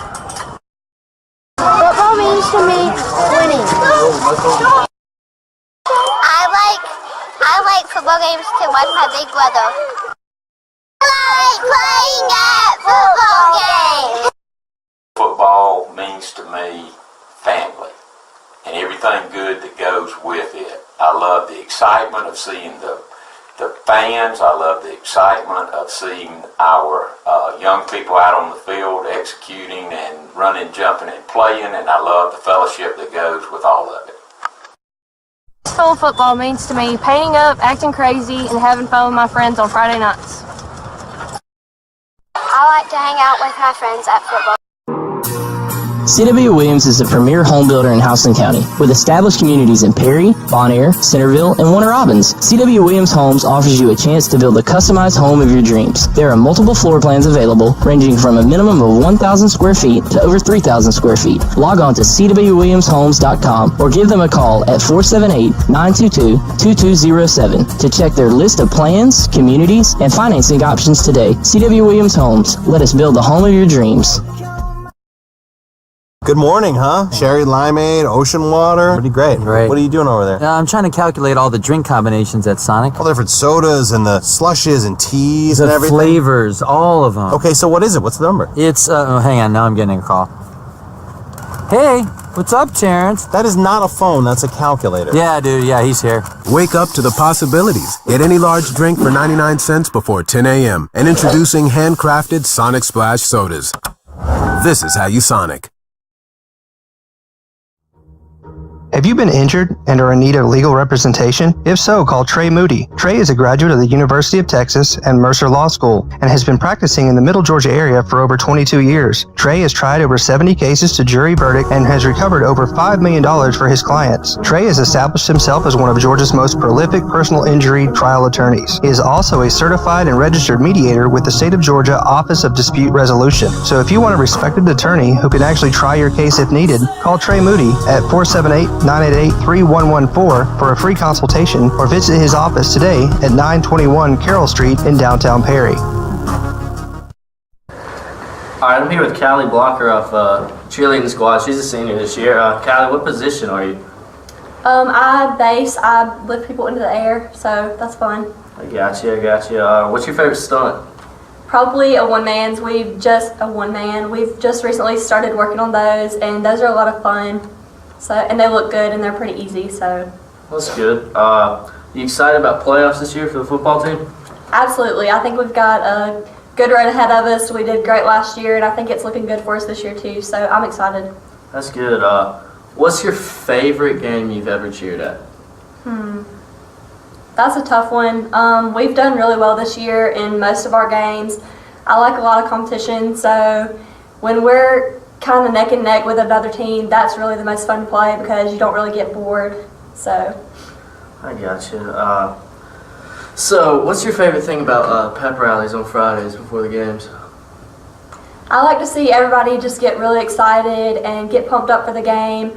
I like to see the football players getting excited, and it's just a great time before the game. That's good. Who's your coach? We have Miss Christy Grantham and Miss Angela Westmoreland, two great ladies. We love them to death. So we have a lot of fun. How have they influenced you throughout years here at Westfield cheerleading?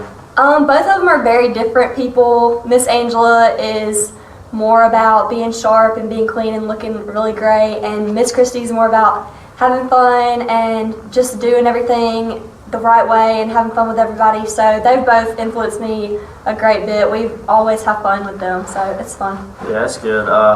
Well, since you're a senior this year, what are you going to miss about high school most?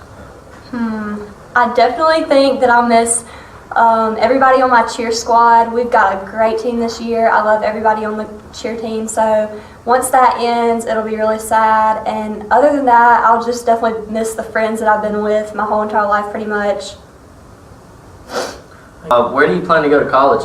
I want to go to UGA. I haven't gotten accepted right now, but we'll find out sometime this month, so hopefully I'll end up there. That's good. Why do you like UGA so much? Like, why is it your number one choice? I love the campus. I hear it's a lot of fun there. I'm a huge fan of their football team, so I think it'll just be a good time, and I hear that they've got a great education program. That's good. Will you cheer for UGA? I don't think I want to continue my cheerleading career. I've done it pretty much my whole life, so I'm ready to move on. Yeah.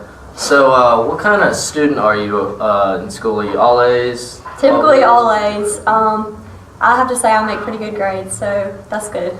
Yeah. All right, Callie. So what do you plan to do like in your life? Like, what's your major going to be? Right now, I want to major in business, but to be completely honest, I have no idea what I want to do, so it's just up in the air. That's all right. So last year, back to cheerleading, when you were cheering in the state game and when the final buzzer just went out and we won the game, what did it feel like? That was Definitely, probably top 3 of the greatest nights of my life. I was so excited the whole entire game, and when we finally won, it was just the best experience of all, probably. I can't wait to experience it again, hopefully. Yeah.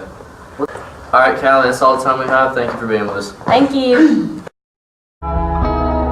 Spillers Orthodontics is where great smiles begin. Whether you are an adult or a teen, they can make you smile. Dr. Don Spillers uses state-of-the-art technology and proven orthodontic techniques to provide his patients with the quality care they deserve. He offers Invisalign, Invisalign Teen, clear, and metal braces. No referral is needed, so call 478-953-2700 to schedule your complimentary evaluation and see why your friends love visiting his office. Stay away from that door, Jim, or I'll... Remember those old Western movies? You could always tell the good guys by their white hats. Well, today the styles have changed, but the hat's still white. At David Reagan Ford and Perry, we focus on being good citizens and good neighbors with straightforward deals, a firm handshake, and no hassle negotiating. Visit us on the web or stop by David Reagan Ford just off I-75, exit 136 in Perry. David Reagan Ford. You know us. We're the guys in the white hats. Welcome back to the Middle Georgia Sports Network's halftime show, brought to you by Planners First. We're here with senior football player John Allen Snowgrove. John Allen, how's your day been so far? It's been good, you know. We had a assembly this morning. We got to stay in homeroom, so that's always fun. Sounds good. How's your senior year going so far? It's going pretty great, you know. What have you done that's been so exciting this year that everybody acts like senior year is the best year yet? We don't have as much homework as we normally do, but some of the classes are a little harder than last year, and I don't really like that. Yeah, I hear you. Have you personally had a good football season this year? I think I have. I got to play more than I did last year, and you know, actually show that I can play a little bit. That's good. That's always really good to hear. What position do you play in football? I play guard on offense and outside backer on defense. What would you say your favorite position to play on offense or defense? Which is your favorite, offense or defense? Probably defense. Offense is fun, but actually making tackles on defense is a lot more fun than offense. I see. What is your number in football? 35. Did you pick that number for a specific reason or just like the number and decided to have it? Freshman year, my number was 50 and it was a like large or extra large. It just didn't fit me. So when they first number I saw that was a medium, I took it and I just kind of liked it ever since. I see. What was your favorite football game this year so far?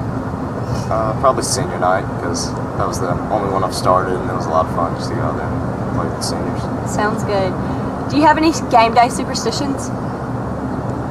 Not really. I mean, I just wear like a little superhero undershirt. I wear that every game. What superhero would that be? Batman. What is the reasoning behind Batman? I just always like the movies, Batman movies, and I just need a superhero. I see. How do you feel about this week playing Brookwood? Brookwood's a good team, and I don't know. I feel like we could beat them if we don't fumble or don't get a lot of turnovers. We could easily beat them. Good to hear. Do you play any other sports at Westfield? I wrestle, and I might play golf this year. What is your favorite sport overall? Probably wrestling.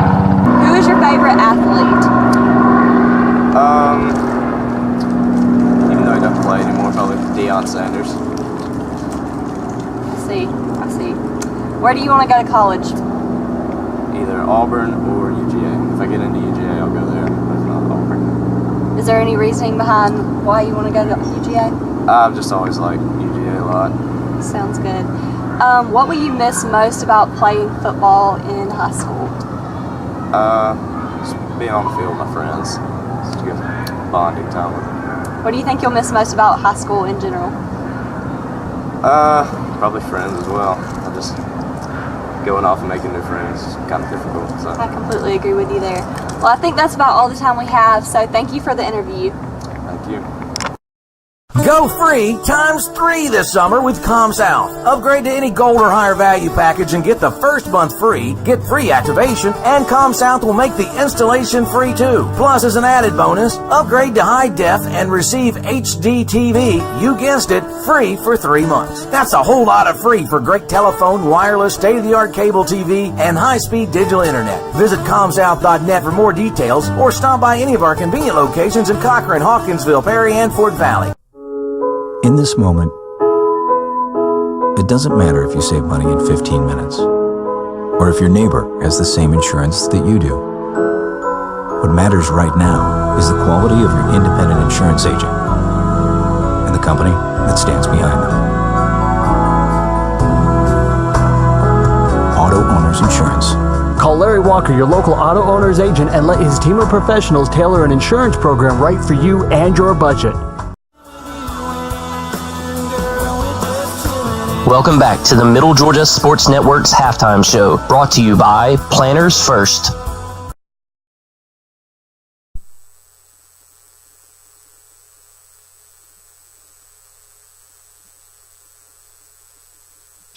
And welcome back here. We're at the half on the Planner First halftime show, where Westfield leads 10-3 in this second round matchup for GIS, a AAA state playoff, and pretty low scoring ball game, Brett.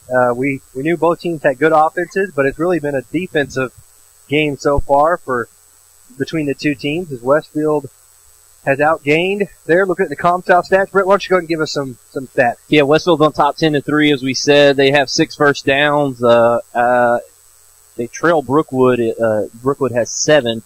Westfield's rushed the ball 19 times for 173 yards, 9.1 yards per carry average. 2 of 7 passing for Ryan, and all of those came on the last drive for 27 yards and 1 interception. 4 penalties for 33 yards for 200 yards for Westfield, and Brookwood has rushed the ball 21 times for 83 yards. 5 passes completed for out of 12 attempts for 33 yards and 1 interception, 116 total yards. And just to give you a look at who the leading rusher is right now, it's Ryan Fitzpatrick. 4 rushes for 83 yards, a touchdown, 20.75 yards per carry average. And he had 1 15-yarder taken away from him there at the end of the first half on the first play after stuffing Brookwood on a fourth down situation. He ran one ahead for 15 yards and was called back for holding. So he's got close to 100, but 15 yards came off of his total. Let's take a revisit to the Hamby Automotive keys of the game, and I would say check mark by dominate the line of scrimmage. Win the turnover margin's kind of a push right now. Big play special teams really haven't seen well. I take it back. At the end of the half, Westfield, I would say a check on that one. And then passing game success has been kind of a null for both teams. 2 interceptions for both teams, and it has kind of been Westfield winning 2 of the categories, and neither one of the other teams claiming the other 2 categories. So right now, Westfield responsible being able to get those 2 categories taken care of. That kind of leads to the 7-point lead right now for the Hornets. 10-3 is your score. And we're about 5 minutes away from getting the second half kicked off. Yeah, you can't overlook that field goal there at the end of the half by Griffin Elmore. Westfield got the ball back with a little over about a minute and a half, I believe, on the clock at their own 37-yard line. They moved down the field and called some timeouts, kind of had some questionable timeout calls, but they were able to finally set the field up at the 28-yard line on a first down and 10, and then they snapped it back, kicked a field goal.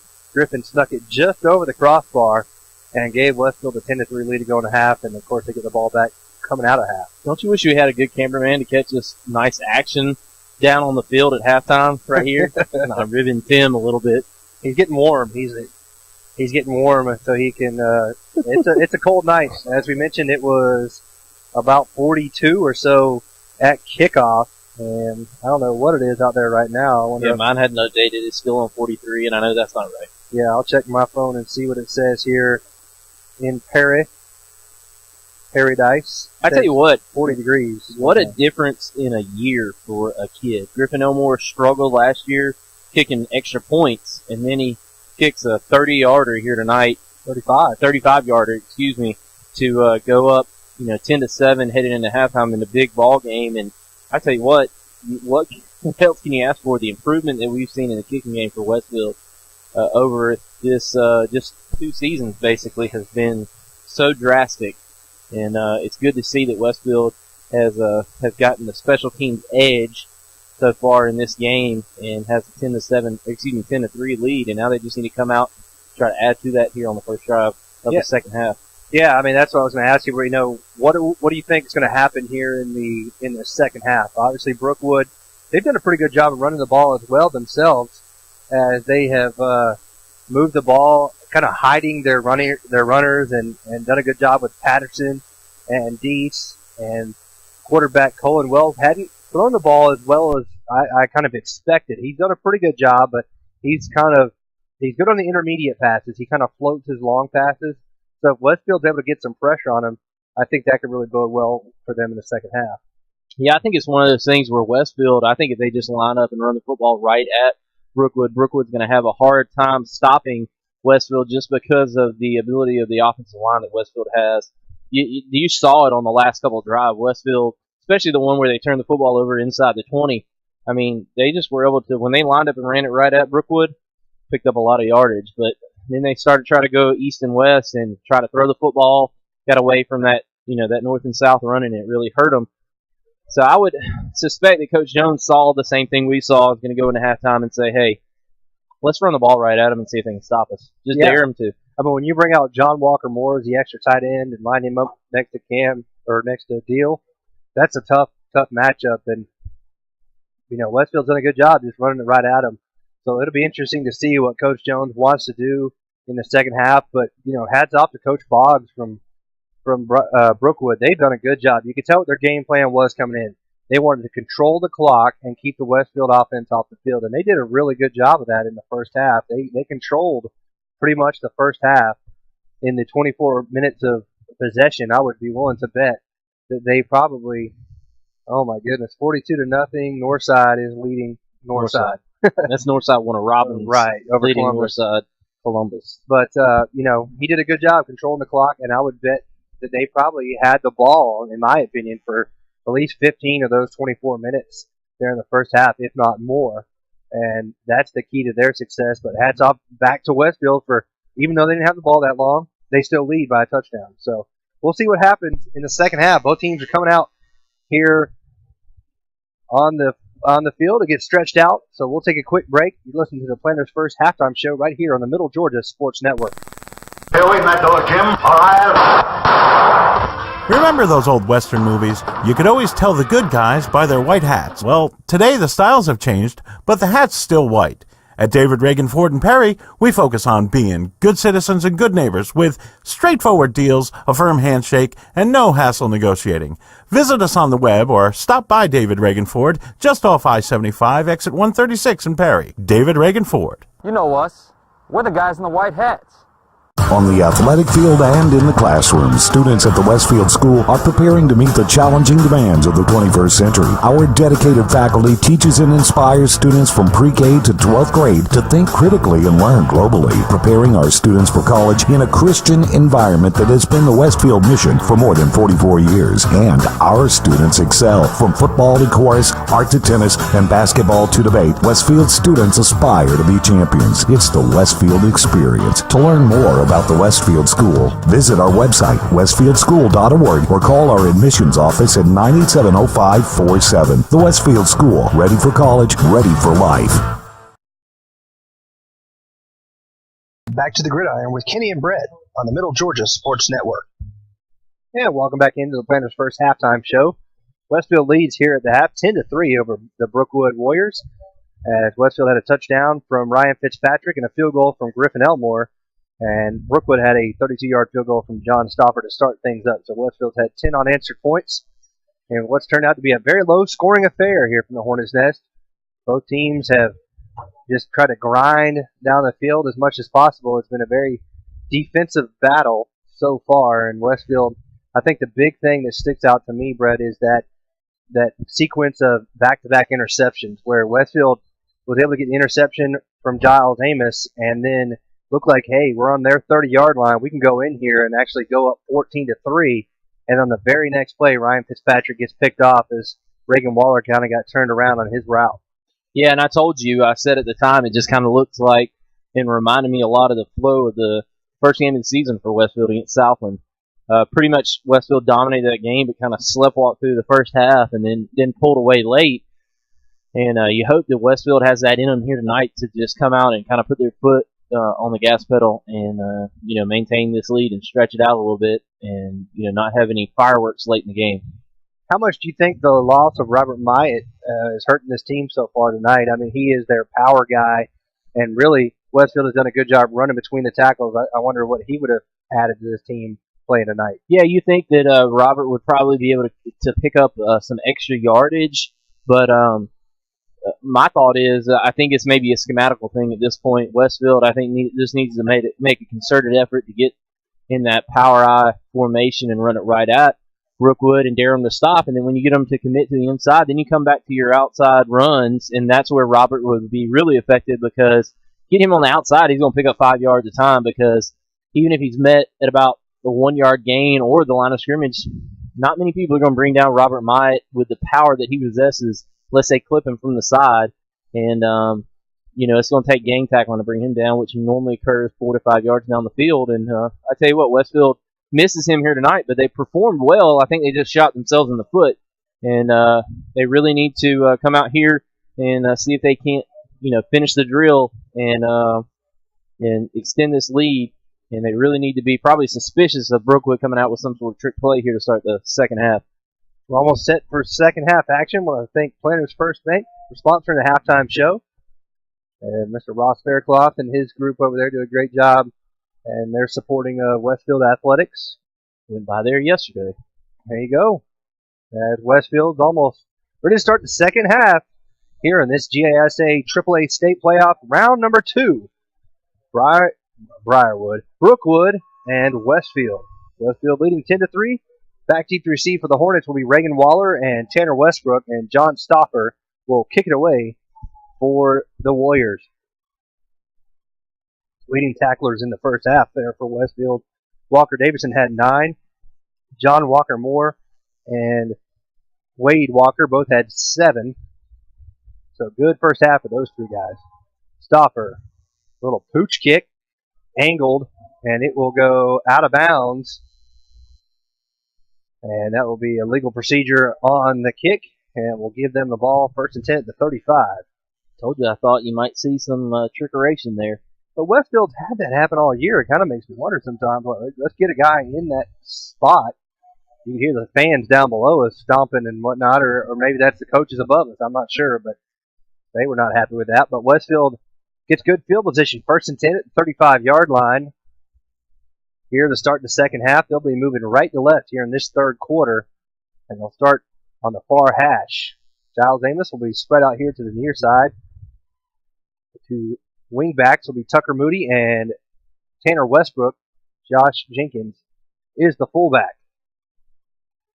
They put Tanner in motion. They give it off to Tucker. Tucker falls ahead for a short gain of 2 yards out to the 37.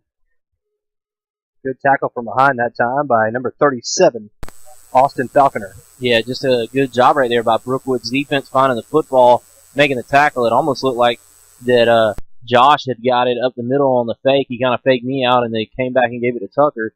Tucker was no dice. He was tackled for a short gain of about 2 on the play. It's going to bring up a long second down and probably call it 7.5. So shift Jenkins now in the backfield to the left side. They put Tucker Moody in motion. They pitch it off to Tucker. He's got blockers around the end. He's going to get across the 40 and go out of bounds. And kind of a late tackle over here on the near side at the 45. Tackling him on the line that's the keep back line and get back line. But that's a spot at the 45, and it's a first down, and it is. First down and 10, Westfield on the 8-yard gain from Tucker Moody.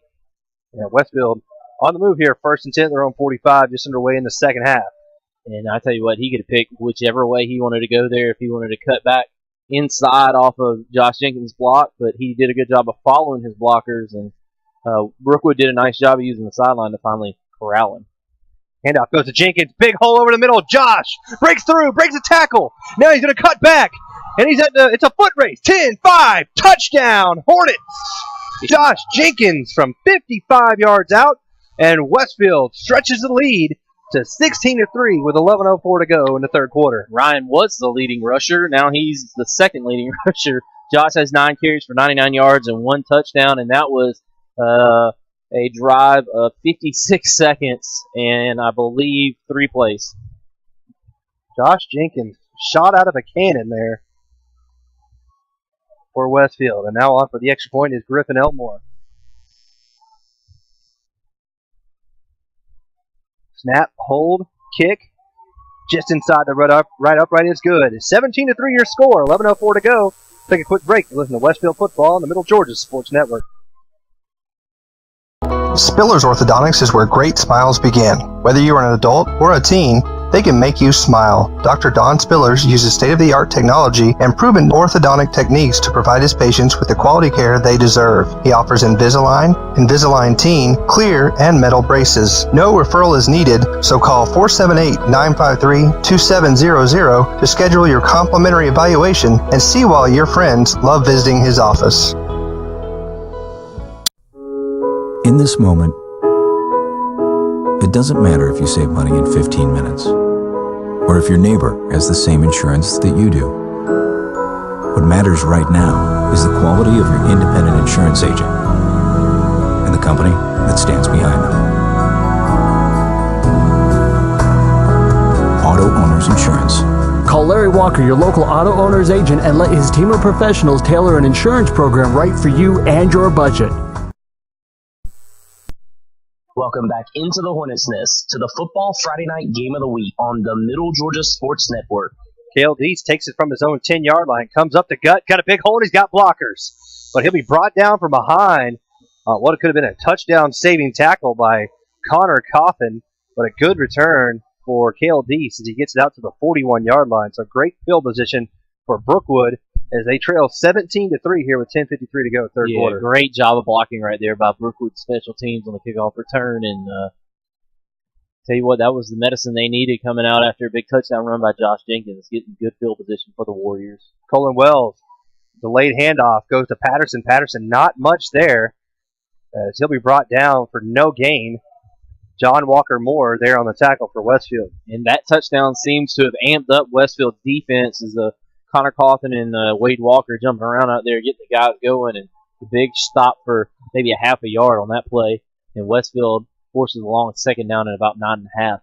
And Wells looking to pass, going to throw a little slip screen. Throws complete, but not much there as he found Peyton Latmore for a gain of about 3 yards. Good job of getting over there for Westfield was Wade Walker and Matthew Moore. And this is a huge down for Brookwood's confidence in trying to stay in the game.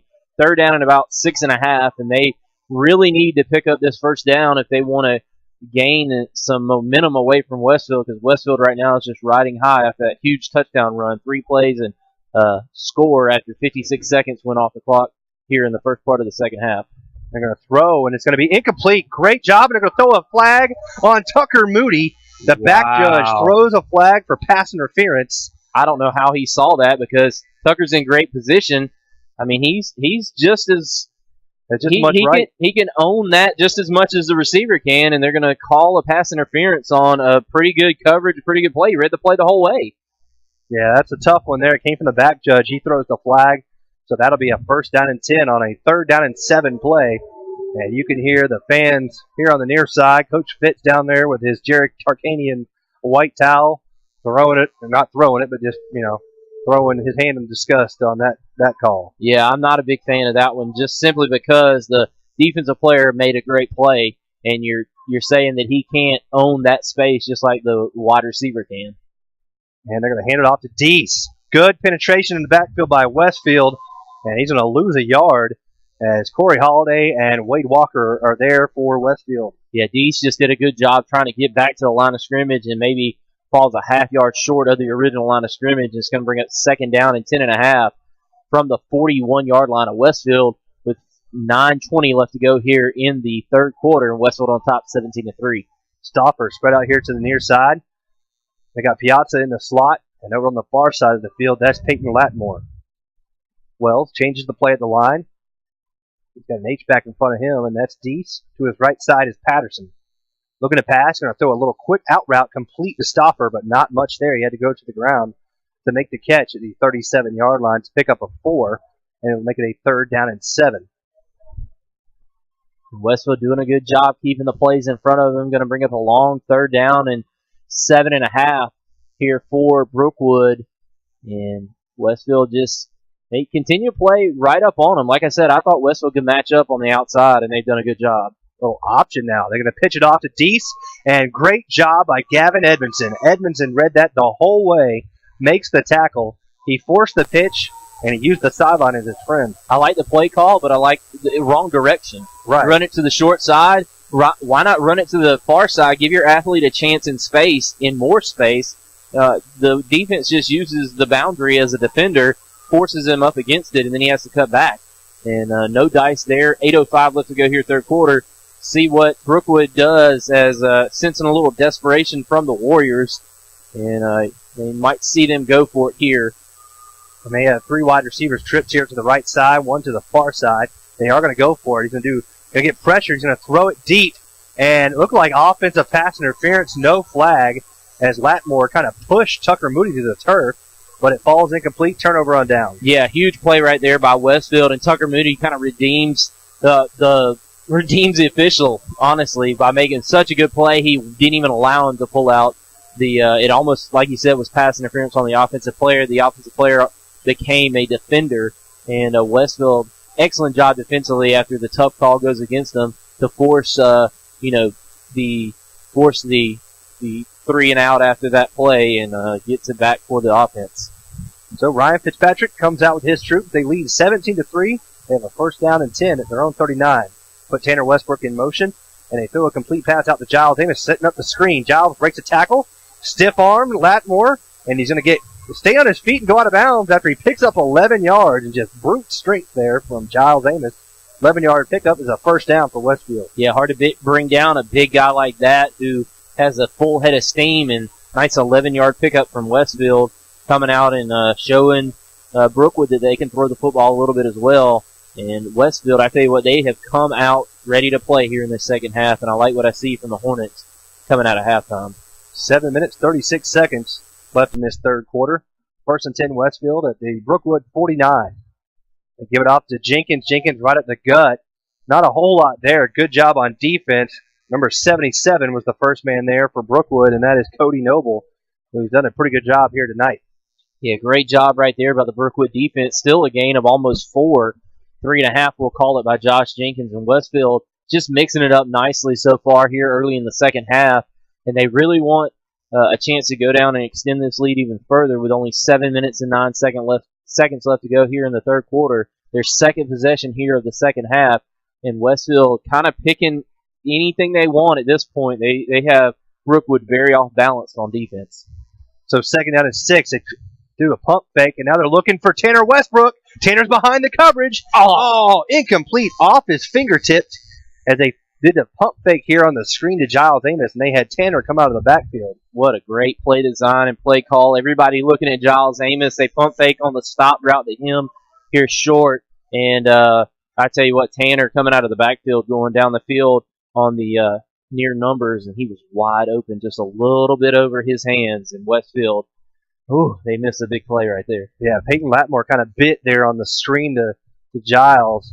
Got to respect the big man. I mean, yeah, one of those things. Tanner was open on a little wheel route and just off his fingertips. It's 3rd down and 6 now at the 46-yard line. Looking to pass again. He's looking at Giles. Throws complete. Giles makes a man miss. Makes another man miss inside the 35. Down to the 33. And big Giles, for being 6'4", not only is he powerful, he has some moves. 1st down and 10 Westfield. Yeah, nice. Another 12-yard pickup for Giles. And he's racking up slowly the yardage. And he's got 3 receptions for 35 yards. And whenever they need it, they go to him. And he picks up a big, like you said, he's able to make a couple of men miss, get upfield. With 6:34 left to go here in the 3rd quarter, Westfield continues their march. They pick up a big 3rd down. And they give it off to Jenkins on a quick hitter. Jenkins pulls through a defender. He's still on his feet. Pulls over another defender down to the 15. Wow. And there is Josh Jenkins. Oh, I want to almost call him Pocket Hercules as he gets a 1st down, a gain of about 17 yards. Going to mark him at the 16. Ooh. I gave him 18 on it, but you say 17. Who cares? He's got 120 yards for the night on 11 carries and 1 touchdown. He's got 10.9 yards per carry so far in the game. And Ryan still has 4 for 83 and a touchdown, 20.75 yards for the yards per carry. So Hornets in the red zone. They give it off to Tucker Moody. Tucker, stiff arm. Tries to cut back. Got a blocker inside the 10, inside the 5, and he's going to score the touchdown. Touchdown, Westfield. As Wade Walker peels the defenders off of him, and Westfield has built the lead out 23-3, pending the extra point with 5:54 to go in this third quarter. Slowly, Tucker's creeping his way up 7 carries for 55 yards and a touchdown now, and a great 16-yard run right there for Tucker Moody. And like I said, Westfield wanted to come out here and dominate the third quarter, and they've done just that. And now they have pinning the extra point. They're going to have close to, well, let's see. They'll have a 21-point lead if they can connect on this one. So on for the next point is Griffin Elmore. Kick is up, and just inside the run upright, it's good. So Westfield builds a lead 24-3. And we'll take a quick break. You listen to Westfield Football on the Middle Georgia Sports Network. Good morning, huh? Sherry limeade, ocean water. Pretty great. Great. What are you doing over there? I'm trying to calculate all the drink combinations at Sonic. All the different sodas and the slushes and teas and everything. The flavors, all of them. Okay, so what is it? What's the number? It's, hang on, now I'm getting a call.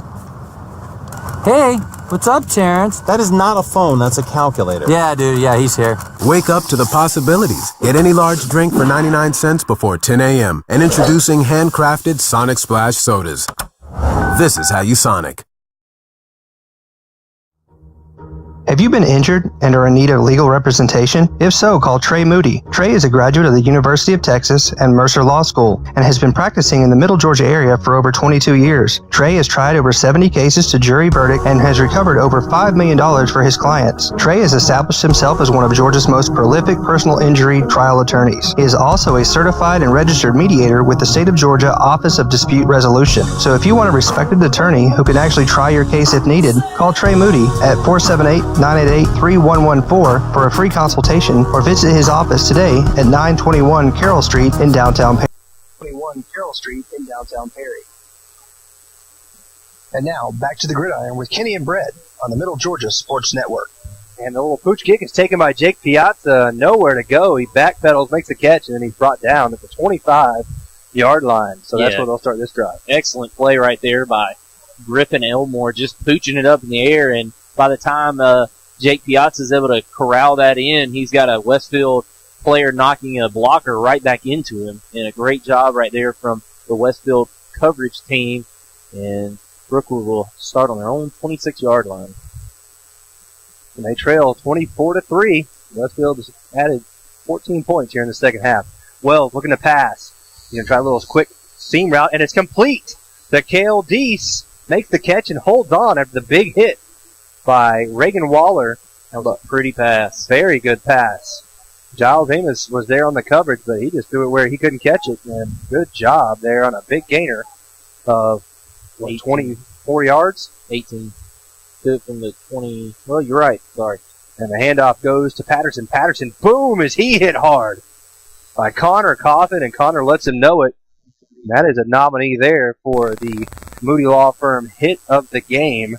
Connor Coffin laying the wood, laying the law down right there. Tell you what, I already know who my special teams player of the game is going to be. No doubt. Griffin Elmore. Yeah, that's an easy one there. And he's looking to pass as well. He throws complete to Deese. Over there in the coverage is Gavin Edmondson, but he over pursues. It's a first down for Brookwood inside the 40. And Deese picks up a gain about 10 yards on the reception. Yeah, just right under 10. And I tell you what, Kale Deese has been a very impressive receiver out of the backfield for Brookwood here tonight. And might want to get him out on some swing patterns or some flat routes and let him move in space. And the handoff to Patterson right at the gut, nowhere to go. They have one blocker trying to get on Corey Holiday and John Walker Moore, and they weren't having it. The problem that I think Brookwood's having right now is they can't run the football effectively like they were able to do in the first half, and it really puts them more one-dimensional now. And Westfield is kind of teeing off on their run game and leaving them only being able to throw the football. Well, looking to pass again. He's going to throw complete to Piazza. He's going to dive close to the first down. He gets just inside the 30. And if it's the near side judge call, and it is, it's a first down and 10. So Westfield just sitting back in that kind of zone coverage look, and right now Wells is finding those pockets. And let's see if Westfield can dial up some pressure on the quarterback. Wells going to throw now. And, oh, man, trying to plant and turn back to make the catch was Gavin Edmonds, and his feet went out from under him. Otherwise, he had an easy interception. Yeah, the ball was thrown behind the receiver, and I think he was looking for that number 12 right there, Peyton Latmore. Right. And he just completely threw it behind Latmore. And I tell you what, no, that was Cale Deese, actually. I'm sorry. And Deese slipped as well, but he was well beyond the football. The ball was thrown behind him, and like you said, Westfield had a chance to come up with an interception, but the field, it being so wet, probably because of the cold weather, just hard to plant and turn. Now he's going to throw over the middle, and he throws complete. Latmore makes the catch at about the 22-yard line, and he's brought down immediately by Ben Murphy. Again, Westfield's reading the defense, reading the plays on defense very well. And that's just a ball that's thrown right there, and you can't do anything about it. So it's 3rd down and 3 now. And Wells will take the snap in shotgun, looking to pass. Westfield's going to bring some pressure, and they throw, and a great job of playing by Wade Walker. They're going to throw a flag as he was defending on Jake Piazza. Wade laid out with his left hand, knocks it away, but they're going to say he had his right arm draped around Piazza. And that's one of those calls. It's tough to see in live action, but I think he might have had him hooked there with his right arm. Yeah, it's hard to see where the other, but that, I tell you what, all the pass interference calls have come from that one official on that side. Well, it's pretty heavily. I think if you look at the penalties, they don't have any, and Westfield's got a good amount. 5. This will make 6. So that'll give another first down. That's the thing that's most frustrating is not only are these penalties, but they're on 3rd down situations that give them automatic first down. So that's why I get so mad watching the Atlanta Falcons. They do that more than any team I've ever seen. But so now Brookwood down to the Westfield 11-yard line, 1st and 10. They trail 24-3 with 3:44 to go in this 3rd quarter. Wells hands it off to Patterson. He's chopped down by Corey Holiday. Came through, and then cleaning up over top was Walker Davison. Corey's had a heck of a ball game here tonight. Got 6 tackles. That's a season high for him. Yeah, and I tell you what, he knocked down a ball early in the game as well on the first drive that forced a field goal attempt, and he's played a whale of a ball game. Clock running now. Wells looking to pass. He's going to throw complete to Deese. And there on the coverage, and to bring him down was Wade Walker and Giles Amos. Good catch by Dees, though. It's kind of behind him and used his hands to go up, snag it, and get down to about the 4. So it's 3rd down and 2. They can get a first down at the 1 or 2-yard line. So hard to see that on the far side. And I tell you what, Dees, he has 4 catches for 46 yards, and a lot of it has come on this drive. 4 wide receivers, 3 to the near side, 1 to the far side, looking to pass. They throw a little out route, tipped and incomplete off the hands of Peyton Latmore. Over there on the coverage was Tucker Moody. Fastball is incomplete. It's 4th down and 3, and they're obviously going to go for it here, trailing by 3 touchdowns. Yeah, you would think that this has got to be go time here for Brookwood, and Westfield needs to come up with another big play on 4th down and stick tight to those receivers as they have kind of kept everything in front of them, not allowed the big play. But Brookwood has kind of slowly marched their way down the field here on this drive. So it's 4th down and 3. About 2.5 to 3 yards here from the Westfield 4-yard line. Cullen Wells. That's Cale Deese to his right side. To his left is Garrett Elmore. They're going to take a timeout. And Coach Boggs was not happy about that. He's got his hands up. So I don't stay here, Brett. But 2:44 to go here in this 3rd quarter. And I don't know if you're able to get us some scoreboard or some stat updates. Just 1 second. Just once I jump the gun on my man here, take a quick look at the stat updates brought to you by ComSouth. Yeah, Westfield has 8 first downs to the 11 first downs from Brookwood.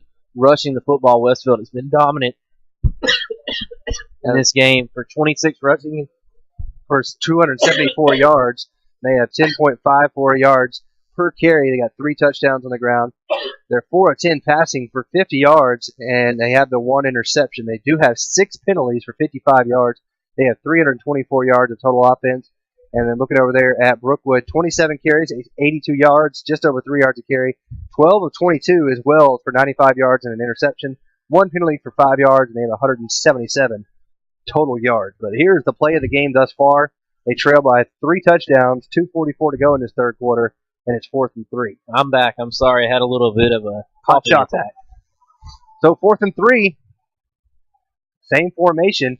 And they'll put in motion a man, and now they'll throw it to the corner of the end zone, and wide open for the touchdown is Peyton Latmore. So touchdown for Brookwood, and it's now 24-9 with 2:40 to go in the third quarter, pending the extra point. Yeah, that's just a good pass play, and I tell you what, they took advantage of the fact that Westfield was a little gun shy to go after that because of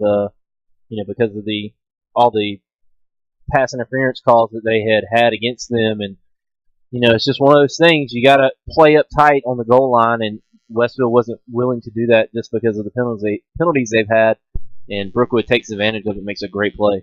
Stopper on for the extra point, and there's a flag down. I'm not sure what the call is, but we'll have to wait. Was it it's offsides on Westfield. Wow. So they jump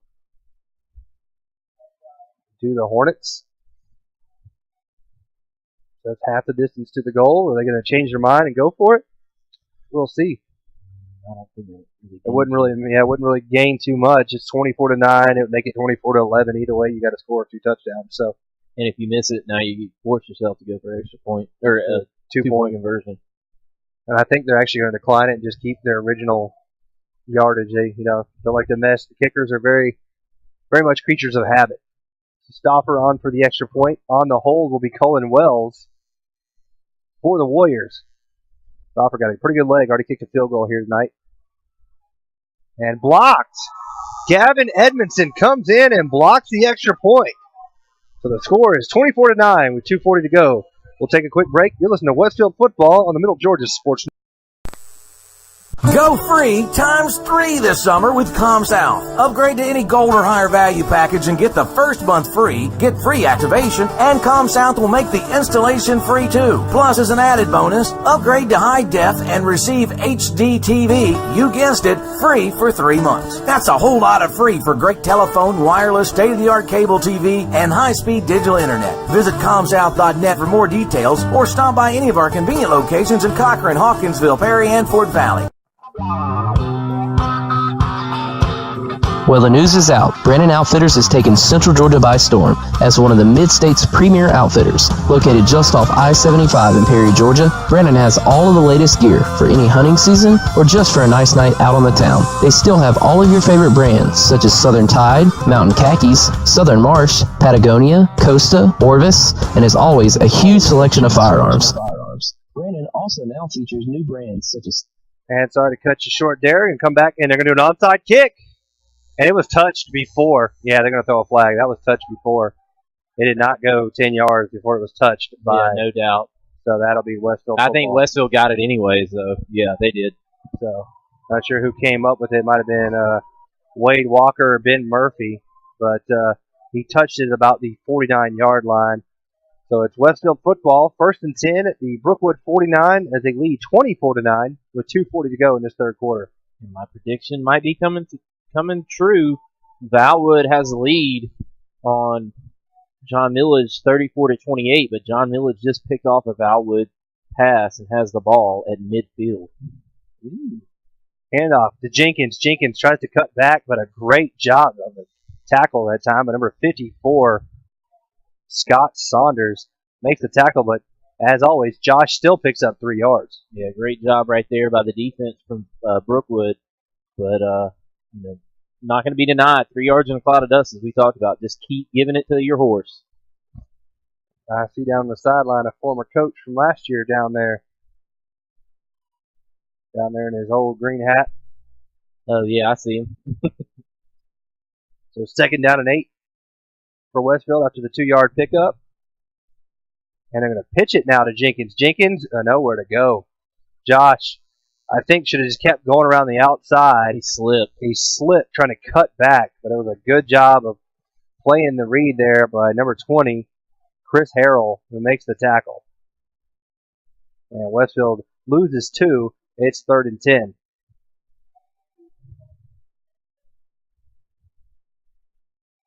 And one other thing, Peach County in their first round matchup trailing 14-7.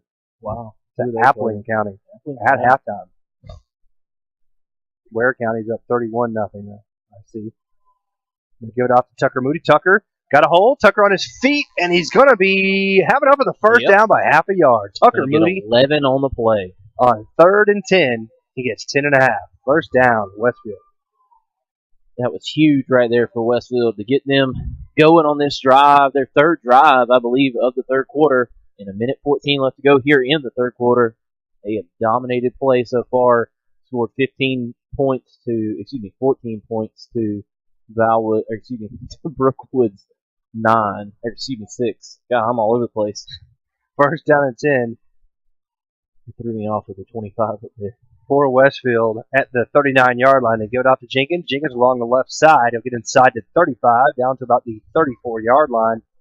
As always, you see number 51 there finishing up his block. He's always grinding to the whistle. Not the big guy, but man, is he fiery. Yep, Connor Coffin always ready to lay a lick.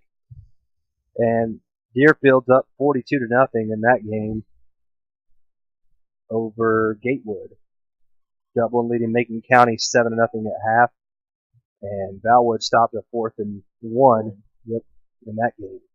And Ryan's going to keep it. He gives it off to Jenkins, but Jenkins was the fake. And now Ryan inside the 10, and he goes out of bounds at the 5-yard line. Great job right there. And he's going to pick up 28, it looks like, on the play. Ryan Fitzpatrick, I tell you what, looks like we might have an injured Peyton Latmore down on the ground for Brookwood at about the 4-yard line. So 12 seconds to go in this third quarter. Brett, why don't we go ahead and take a quick injury timeout as Westfield leads here 24-9. Listen to Westfield football in the Middle Georgia. C.W. Williams is the premier home builder in Houston County. With established communities in Perry, Bonaire, Centerville, and Warner Robins, C.W. Williams Homes offers you a chance to build a customized home of your dreams. There are multiple floor plans available, ranging from a minimum of 1,000 square feet to over 3,000 square feet. Log on to cwwilliamshomes.com or give them a call at 478-922-2207 to check their list of plans, communities, and financing options today. C.W. Williams Homes. Let us build the home of your dreams. Set your own banking hours with Planners First Online Banking. Planners First Online Banking allows you to connect and access your bank accounts 24/7. For those that are always on the go, you can check your balances, pay your bills, transfer funds anytime and anywhere you have internet access. Let Planners First Online Banking make your life a little easier. Planners First, a legacy of excellence since 1896. Member FDIC and equal housing lender. And now, back to the gridiron with Kenny and Brett on the Middle Georgia Sports Network. And Peyton Latmore up and helped off the field. He's walking under his own power, so hopefully he's okay. Westfield has it. First and goal at the Brookwood 5-yard line. They put Tanner Westbrook in motion, and Ryan's going to ride it and keep it himself. And he's not going to get much. He'll be knocked down right there at the 5. And that'll probably do it on the last play of the third quarter. So we'll go to the fourth with Westfield leading 24-9.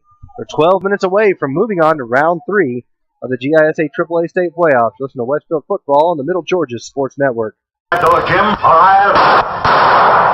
Remember those old Western movies? You could always tell the good guys by their white hats. Well, today the styles have changed, but the hat's still white. At David Reagan Ford and Perry, we focus on being good citizens and good neighbors with straightforward deals, a firm handshake, and no hassle negotiating. Visit us on the web or stop by David Reagan Ford just off I-75, exit 136 in Perry. David Reagan Ford. You know us. We're the guys in the white hats. On the athletic field and in the classroom, students at the Westfield School are preparing to meet the challenging demands of the 21st century. Our dedicated faculty teaches and inspires students from pre-K to 12th grade to think critically and learn globally, preparing our students for college in a Christian environment that has been the Westfield mission for more than 44 years. And our students excel. From football to chorus, art to tennis, and basketball to debate, Westfield students aspire to be champions. It's the Westfield experience. To learn more about the Westfield School, visit our website, westfieldschool.org, or call our admissions office at 987-0547. The Westfield School, ready for college, ready for life. And now, back to the gridiron with Kenny and Brett on the Middle Georgia Sports Network. Set to start the fourth quarter. Westfield, second and goal at the 5. They give it off to Tucker Moody. Tucker following his blocks. He's going to punch ahead. He's hit hard, and he's brought down at about the 3-yard line. He's going to be short of the end zone, so it'll be third and goal from about the 3. 2-yard gain on the play. Tucker just lowers his head and takes what he can and gets a gain of 3, and Westfield's going to bring in the jumbo package here. When there's nothing there, that's all you can do. Yeah, 34-28 into the third quarter. Valwood leads John Millage, but Valwood has it at the 16-yard line of John Millage. Second down and 14, though. That it is. I predict John Millage is going to come up with a big turnover. All these games right on track. 42-0 into third. Deerfield leads Gatewood. Power eye, and they give it off to Jenkins. Jenkins going to fall into the end zone. They're going to tackle him into the end zone. No call. He landed in the end zone. What are they looking at? There we go. I was about to say. Wow. He's clearly in the end zone. Yeah, so touchdown Westfield. I don't know what that was all about. It's kind of strange. But Westfield builds the lead, 30-9, after the touchdown run from Josh Jenkins with 11 minutes on the clock here in the fourth quarter.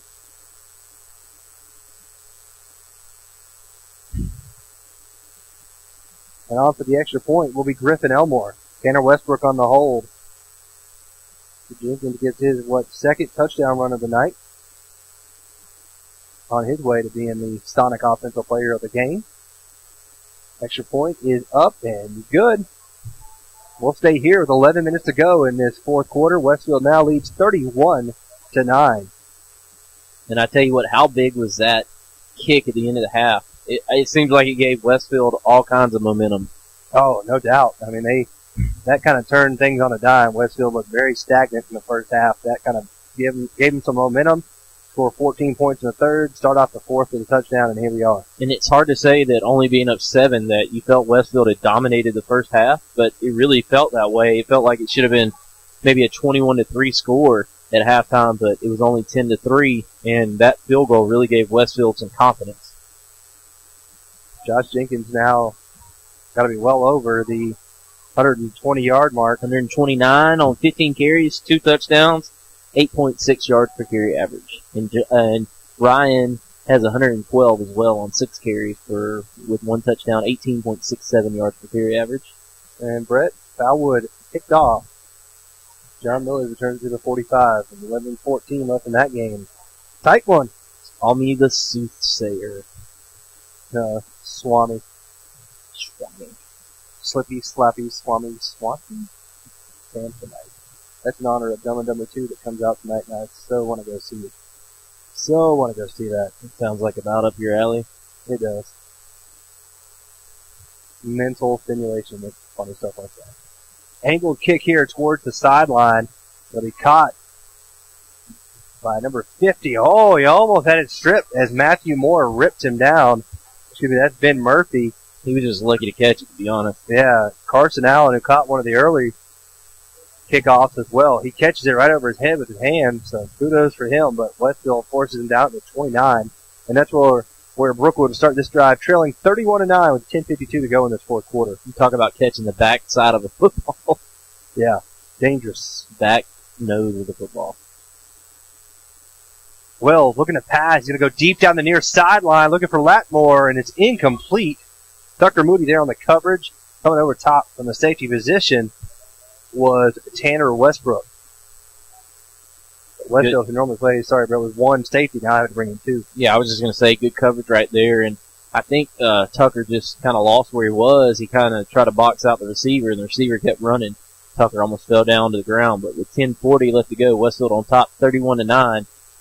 Things look to be going in Westfield's favor. And going down and taking the sack there. I guess you go half a sack to Cam Forster and half to John Walker Moore, as Colin Wells wanted none of that. Yeah, should have been a hold, honestly, on John Walker Moore. On John Walker Moore, because I tell you what, whoever was playing that guard position on the right side for Brookwood didn't want none of that. He tackled, I think that was John Brewer. He tackled John Walker Moore. Wells looking to pass. He's going to go high, almost intercepted. He was looking for Cale Deese. There on the coverage is Reagan Waller and Giles Amos. Went through the hands of Deese, almost into the hands of Reagan Waller. Dios mío. So it is 4th down and 21 now, and they're going to have to punt. There's a trail 31-9, and they have the ball on their own 18-yard line. I have a feeling we're going to see a lot of running the ball straight ahead from Westfield from here on out. You would think. Big lead. Take care of the football. Late in the game.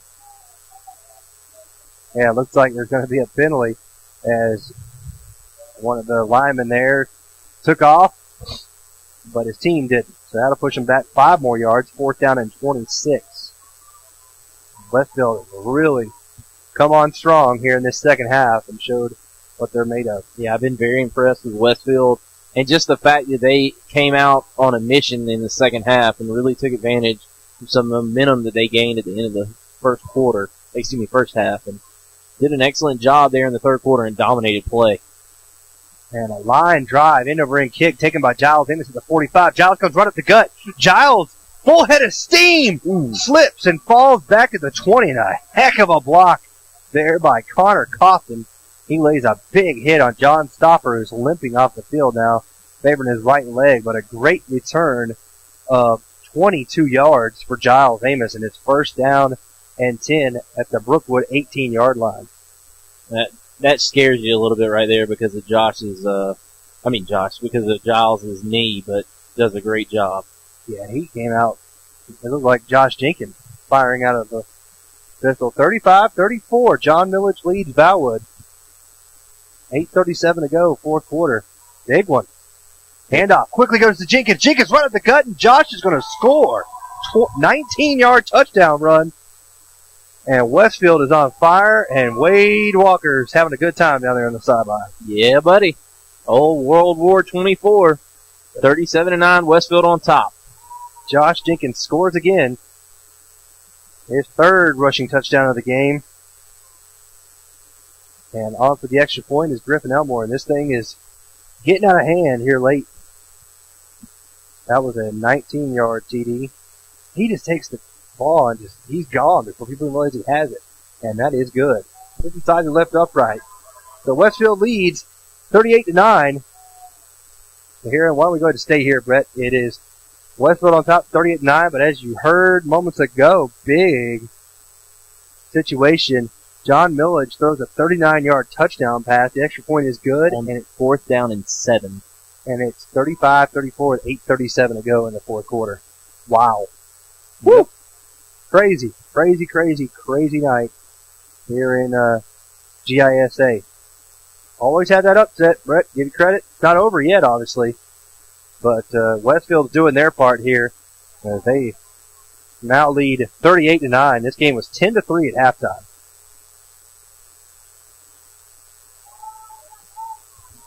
And you hear the fans down there cheering loudly at the announcement of that one. Crazy things happening across the state. Got the Swami over here. We predicted that. Like I said, it's not over.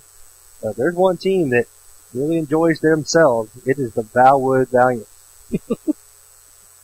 Another angled kick. And this time it'll be taken by Ian Bryant. Bryant is on 25, comes across. He's still driving ahead. He'll get out across the 35 to the 37. And that's where they'll start this drive. Here, 1st and 10, trailing by 29 points to the Westfield Hornets. That got the crowd energized with the announcement of that score. 9:40 remaining in this one. Westfield, barring something crazy, will move on to the 3rd round, and looks like it'll be Deerfield. Deerfield, sorry. Handoff goes to Patterson. Patterson gets a gain out to about the 41-yard line. He's chopped down by Matthew Moore. That's Matthew's 7th tackle on the night.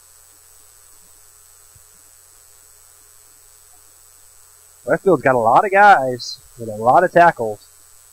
And they've held this running game in check, only giving up 90 yards, or a little less than 90 to the 2 big running backs. And it's picked off. Wade Walker, World War 24, comes up with the pick, and Westfield gets the ball back.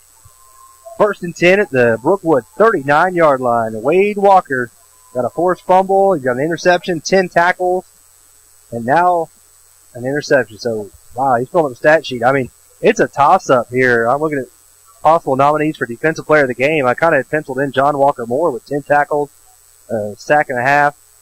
But then you got Walker Davidson got 10 tackles, Wade 10 as well, and an interception, a forced fumble. Just give you an update. Valwood got sacked on 3rd down and had to punt it back to JMA.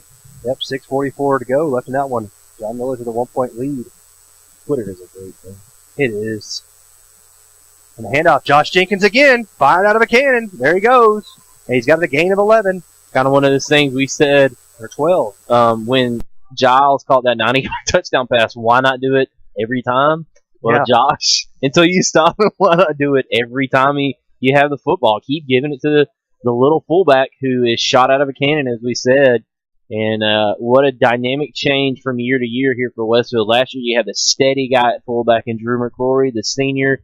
You knew what you could rely on him, and then you had Josh behind him, shot out of a cannon, big play potential. And this year Josh has just picked up where he left off last year, and he's been a great runner for Westfield. So 1st and 10. And they give it to Tanner this time. Tanner trying to follow his blocks. Not a whole lot there, about 2 yards. He's going to be met and brought down by number 53, Jay Anderson, as well as number 77, Cody Noble.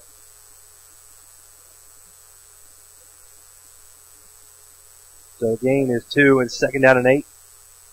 We're about 8 minutes, 15 seconds left in this 4th quarter. As you can see on the screen there, Westfield with a 29-point lead. Hornets will be back home next week. Semifinals with another shot to go to the state championship. Chance to redeem that early loss to Deerfield Windsor. Jenkins, handoff up the gut. He'll get down to the 20. That's a gain of about 6 yards. It'll set up a 3rd down and 2, maybe 3. And I think more than just scoring, Westfield just wanted to hold on to the football and continue to move the chains. Yeah, keep that clock moving. Absolutely. Keep the clock moving. And Houston will move next week up to Lanier. So it appears Lanier beat Sequoia. So the Bears will go on the field.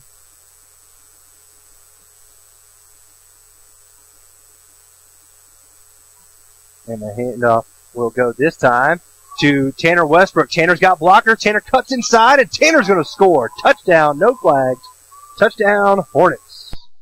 Tanner Westbrook scores from 21 yards out. He had been having a tough night, but now has 5 carries for 39 yards and a touchdown, and had the 21-yard touchdown run. Just now, Westfield goes up even more, 44-9. Very impressed with the Hornets. That was a 21-yarder? Yep. 21. And on for the extra point is Griffin Elmore. On the hold is Tanner Westbrook. Takes a snap. The kick is, I think, just inside. It is good. So, with 7:09 to go, your score, Westfield 45, Brookwood 9. Be right back after this on the Middle Georgia Sports Network. Spiller's Orthodontics is where great smiles begin. Whether you are an adult or a teen, they can make you smile. Dr. Don Spillers uses state-of-the-art technology and proven orthodontic techniques to provide his patients with the quality care they deserve. He offers Invisalign, Invisalign Teen, clear, and metal braces. No referral is needed, so call 478-953-2700 to schedule your complimentary evaluation and see why your friends love visiting his office. In this moment, it doesn't matter if you save money in 15 minutes, or if your neighbor has the same insurance that you do. What matters right now is the quality of your independent insurance agent and the company that stands behind them. Auto Owners Insurance. Call Larry Walker, your local auto owner's agent, and let his team of professionals right to you and your budget. Welcome back into the Hornets' Nest to the Football Friday Night Game of the Week on the Middle Georgia Sports Network. Angled kick is received there by Brookwood, and that is Ian Bryant. Bryant comes up across the 30 to the 32. before Ben Murphy brings him down, and it's going to be 1st and 10 at their own 32 with Westfield leading 45-9 over Brookwood. And this game is not as the second half has been a completely different story than the first half. It was 10-3 at the half, and Westfield has just dominated things here in the second half. They scored 35-6. Patterson gets the handoff, and he'll be brought down if he gets across the 35-36 by Austin Doyle and Matthew Moore. Yeah, and Westfield's defense has really been the catalyst here tonight. When they had troubles on on offense in the first half, finishing drives, they were able to rely on that defense. The defense only gave up 3 points in the first half and then only 6 here in the second, so they've done a great job. Wells hands it off to Patterson to the right side. Patterson's going to be hit and ridden to the ground over there. John Allen Snellgrove, along with Austin Doyle and Giles Amos as well. Amos now 7 tackles. I believe that's a season high for him. Westfield starting to cycle in a few younger guys. You see Aiden Murphy in the game. Jacob Payne as well has kind of come in to spell John Walker Moore. Has had a big game. Handoff goes to Deese. Deese is hitting the backfield and brought down. I'll tell you what, Austin Doyle has come out like a man on fire here, getting his first action in the game. From what I've seen, he's got 3 tackles on 3 plays, and he's 4th down. I'll tell you what, he has just been on fire here on this drive. All 3 tackles he's been involved with. And they're going to have to punt. Well, I don't know, maybe they won't. 5:45 to go here in this game, and they trail by 36 points. 2:36 left to go. Valwood has the football at their own 43 with 2:36. Colin Wells will kick it away high. Back spin over there on the far side. It will take a Westfield bounce and be touched down at about the 47-yard line.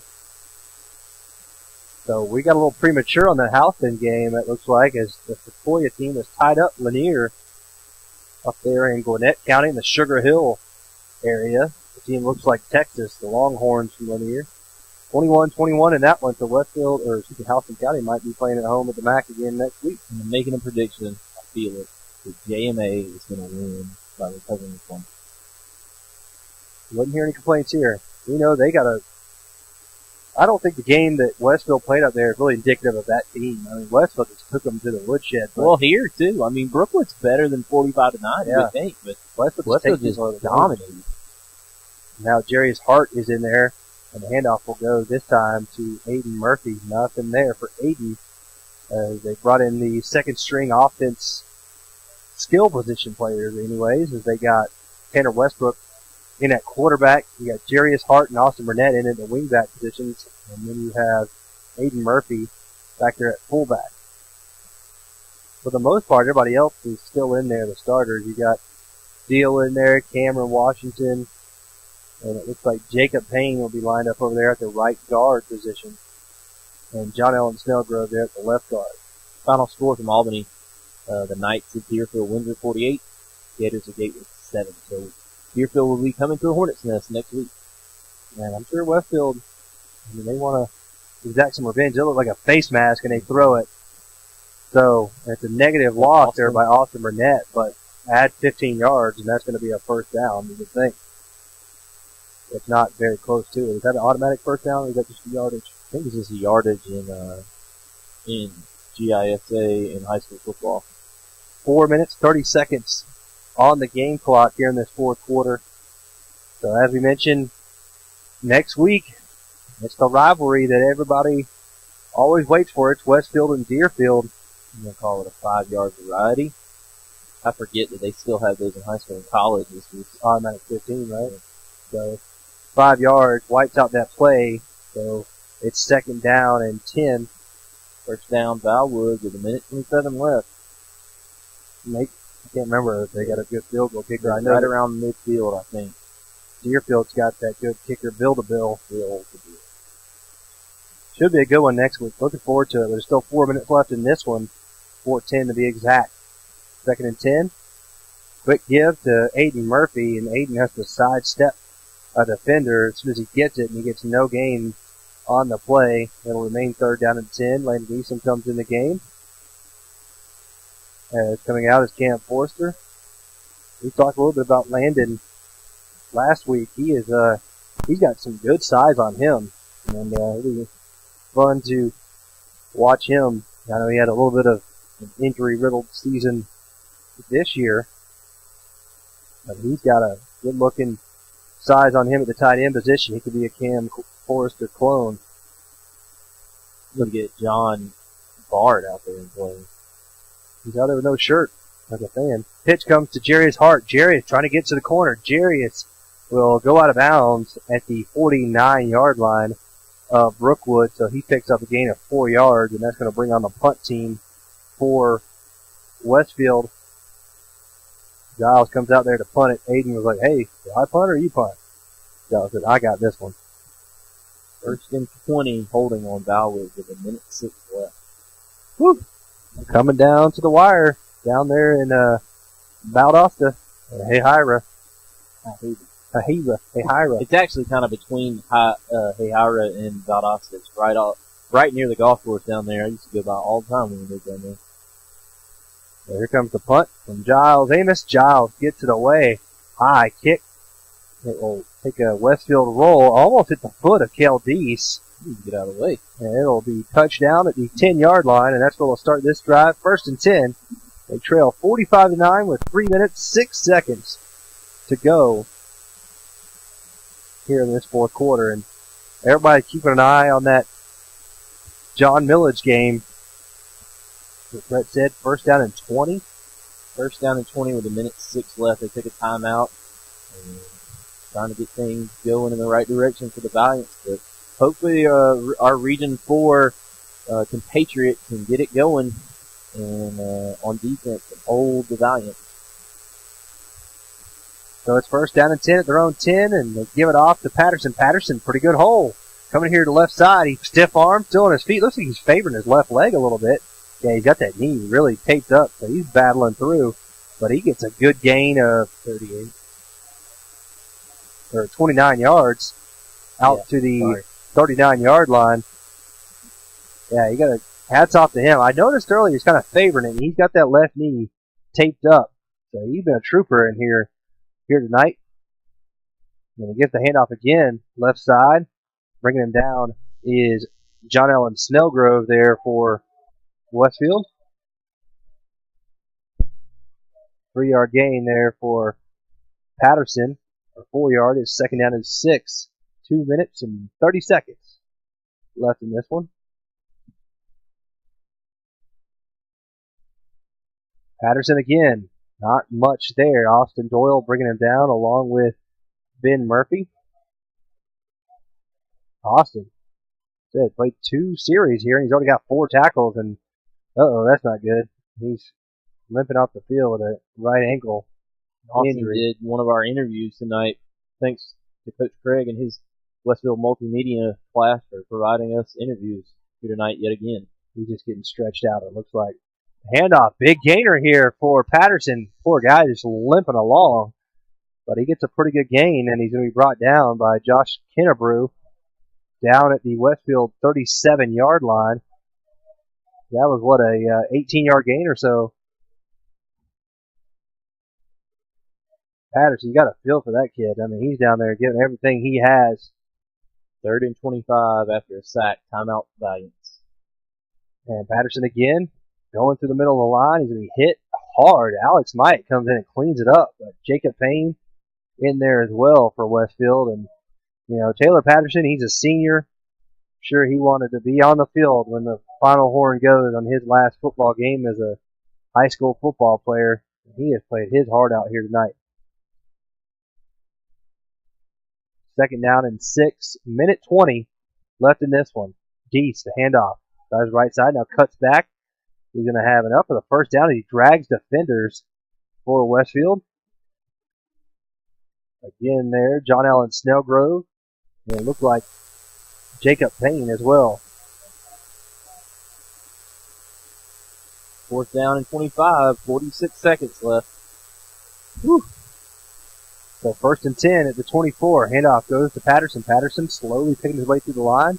He'll be brought down from behind by John Allen Snellgrove down at the 17. So he picks up a gain of 8 on that carry. They'll go now with 5 tackles already here in this one.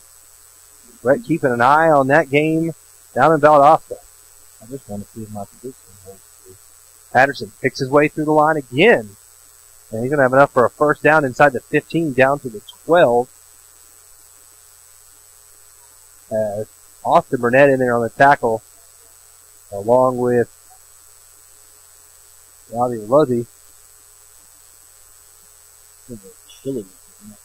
Yeah, it is. I don't know what happened, but it did get cold. 30 seconds. Folks from Thomasville starting to make their way down to the field to see their team. As Patterson gets the handoff. But he hit and brought down inside the 10, down to about the 7-yard line. As there on the tackle was Matthew McCrory there, along with helping out with big Logan Williams. 5, 4, 3, last play of the game. Patterson gets the handoff, driving his legs, and he's going to score a touchdown in his senior year on the final play. Touchdown for Taylor Patterson. And that'll do it here from the Hornets' Nest. They'll kick the extra point. No, they won't. And just let it go. So 45-15 is your final score here tonight. And Westfield wins and moves on to the state semifinals. We'll be here next week against Deerfield Windsor. We'll take a quick break and be back with the postgame show brought to you by Bill and Laura Amos right after this on the Middle Georgia.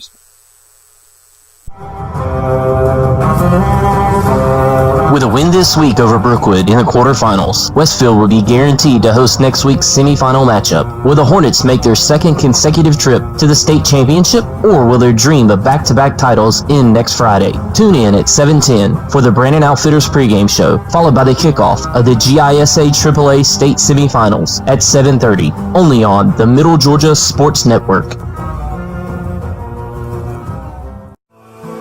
The Middle Georgia Sports Network would like to thank the following sponsors for making this season's broadcast possible: Com South, Sonic America's Drive-In, C.W. Williams Homes, David Reagan Ford, Spillers Orthodontics, Walker Insurance Agency, Brandon Outfitters, Hamby Automotive, Trey Moody Law Office, Planners First, and Bill and Laura Amos, proud parents and supporters of Westfield Athletics. With all of your game stats, impact players, and analysis of the game, welcome into the MidGASports.net postgame show, presented by Bill and Laura Amos, proud parents and supporters of Westfield Athletics. And welcome into the Bill and Laura Amos postgame show here on the Middle Georgia Sports Network. It's a final here tonight. Westfield wins 45-15 over the Brookwood Warriors. They move on to the state semifinals next week right here from the Hornets' Nest against the Deerfield Windsor Knights. And big win for Westfield, but Brett has some exciting news on the other side. John Millage has won 35-34 down in Valdosta.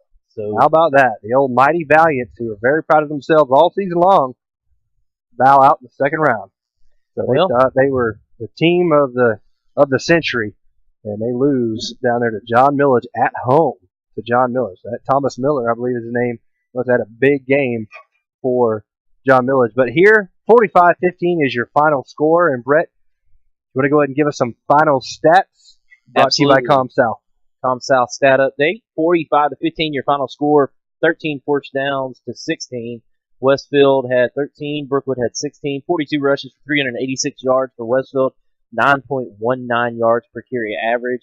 Brookwood had 42 rushes for 168 yards and 4 yards per carry average. 1 touchdown on the night for Brookwood rushing. 6 for Westfield. Ryan Fitzpatrick he was 3 of 9 passing tonight, but Westfield altogether was 4 of 10 for 50 yards, 1 interception, 6 penalties for 55 yards, and 436 total yards.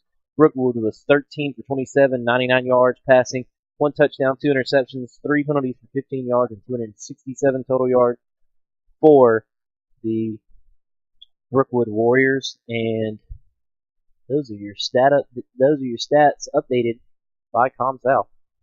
So your final score, 45-15. We'll go ahead and give our honors of the game. Our offensive player of the game, brought to you by Sonic Drive-In, is Josh Jenkins. And Jenkins finished there with How many yards, Brett, and carries? Sorry. No, you're fine. He finished the game with 166 yards on 18 carries, 3 touchdowns, 9.2 yards per carry average. So congratulations to Josh Jenkins, our Sonic Offensive Player of the Game. Our Defensive Player of the Game, brought to you by C.W. Williams, will be a co-defensive of the game. Defensive Players of the Game, that would go John Walker Moore, finished the game with 10 tackles and 1.5 sacks. And then you have Wade Walker at 10 tackles as well with a forced fumble and an interception. They are our co-defensive players of the game, brought to you by C.W. Williams. Our David Reagan Special Teams Player of the Game is Griffin Elmore. Griffin nailing that 35-yard field goal there before halftime that kind of got the ball rolling for Westfield. He was perfect on his extra points. Did a good job on kickoffs here tonight, stepping in for Robert Myatt, and really did an all-around great job for Westfield. So he's our David Reagan Ford Special Teams Player of the Game. Our Moody Law Firm Hit of the Game, brought to you by Trey Moody Law Firm, and that is Connor Cawthon. About 5 minutes left in the third quarter. He laid a big hit over the middle on the running back there from Brookwood. And our Walker Insurance Player of the Game.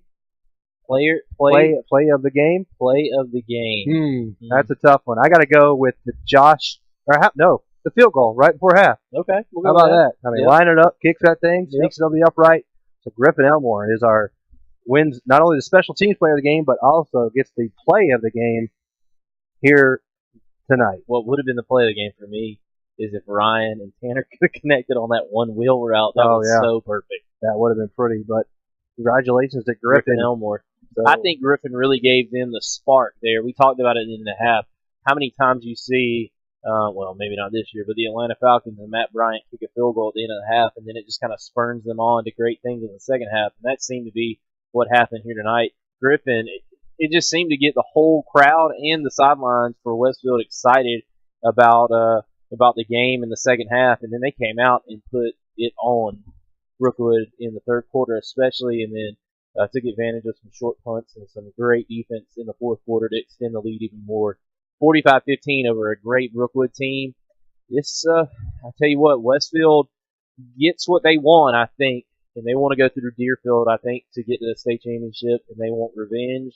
They know they didn't play a very good game down in Albany, and they get their shot next week, and you got to think the Westfield Hornets are going to be focused as they move on to face next week at home the Deerfield Windsor Knights. So Westfield's the winner tonight, 45-15 is your final score. They move on next week, as Brett said, hosting the state semifinals right here from the Hornets' Nest against Deerfield Windsor. So be sure to stay tuned for the Brennan Outfitters pregame show at 7:10 right here on the Middle Georgia Sports Network, followed with kickoff at 7:30. So Brett Taylor and Tim Thompson, I'm Kenny Cofer. Westfield wins 45-15. You can listen to Westfield football on the Middle Georgia Sports Network. The Middle Georgia Sports Network would like to thank the following sponsors for making this season's broadcast possible. ComSouth, Sonic America's Drive-In,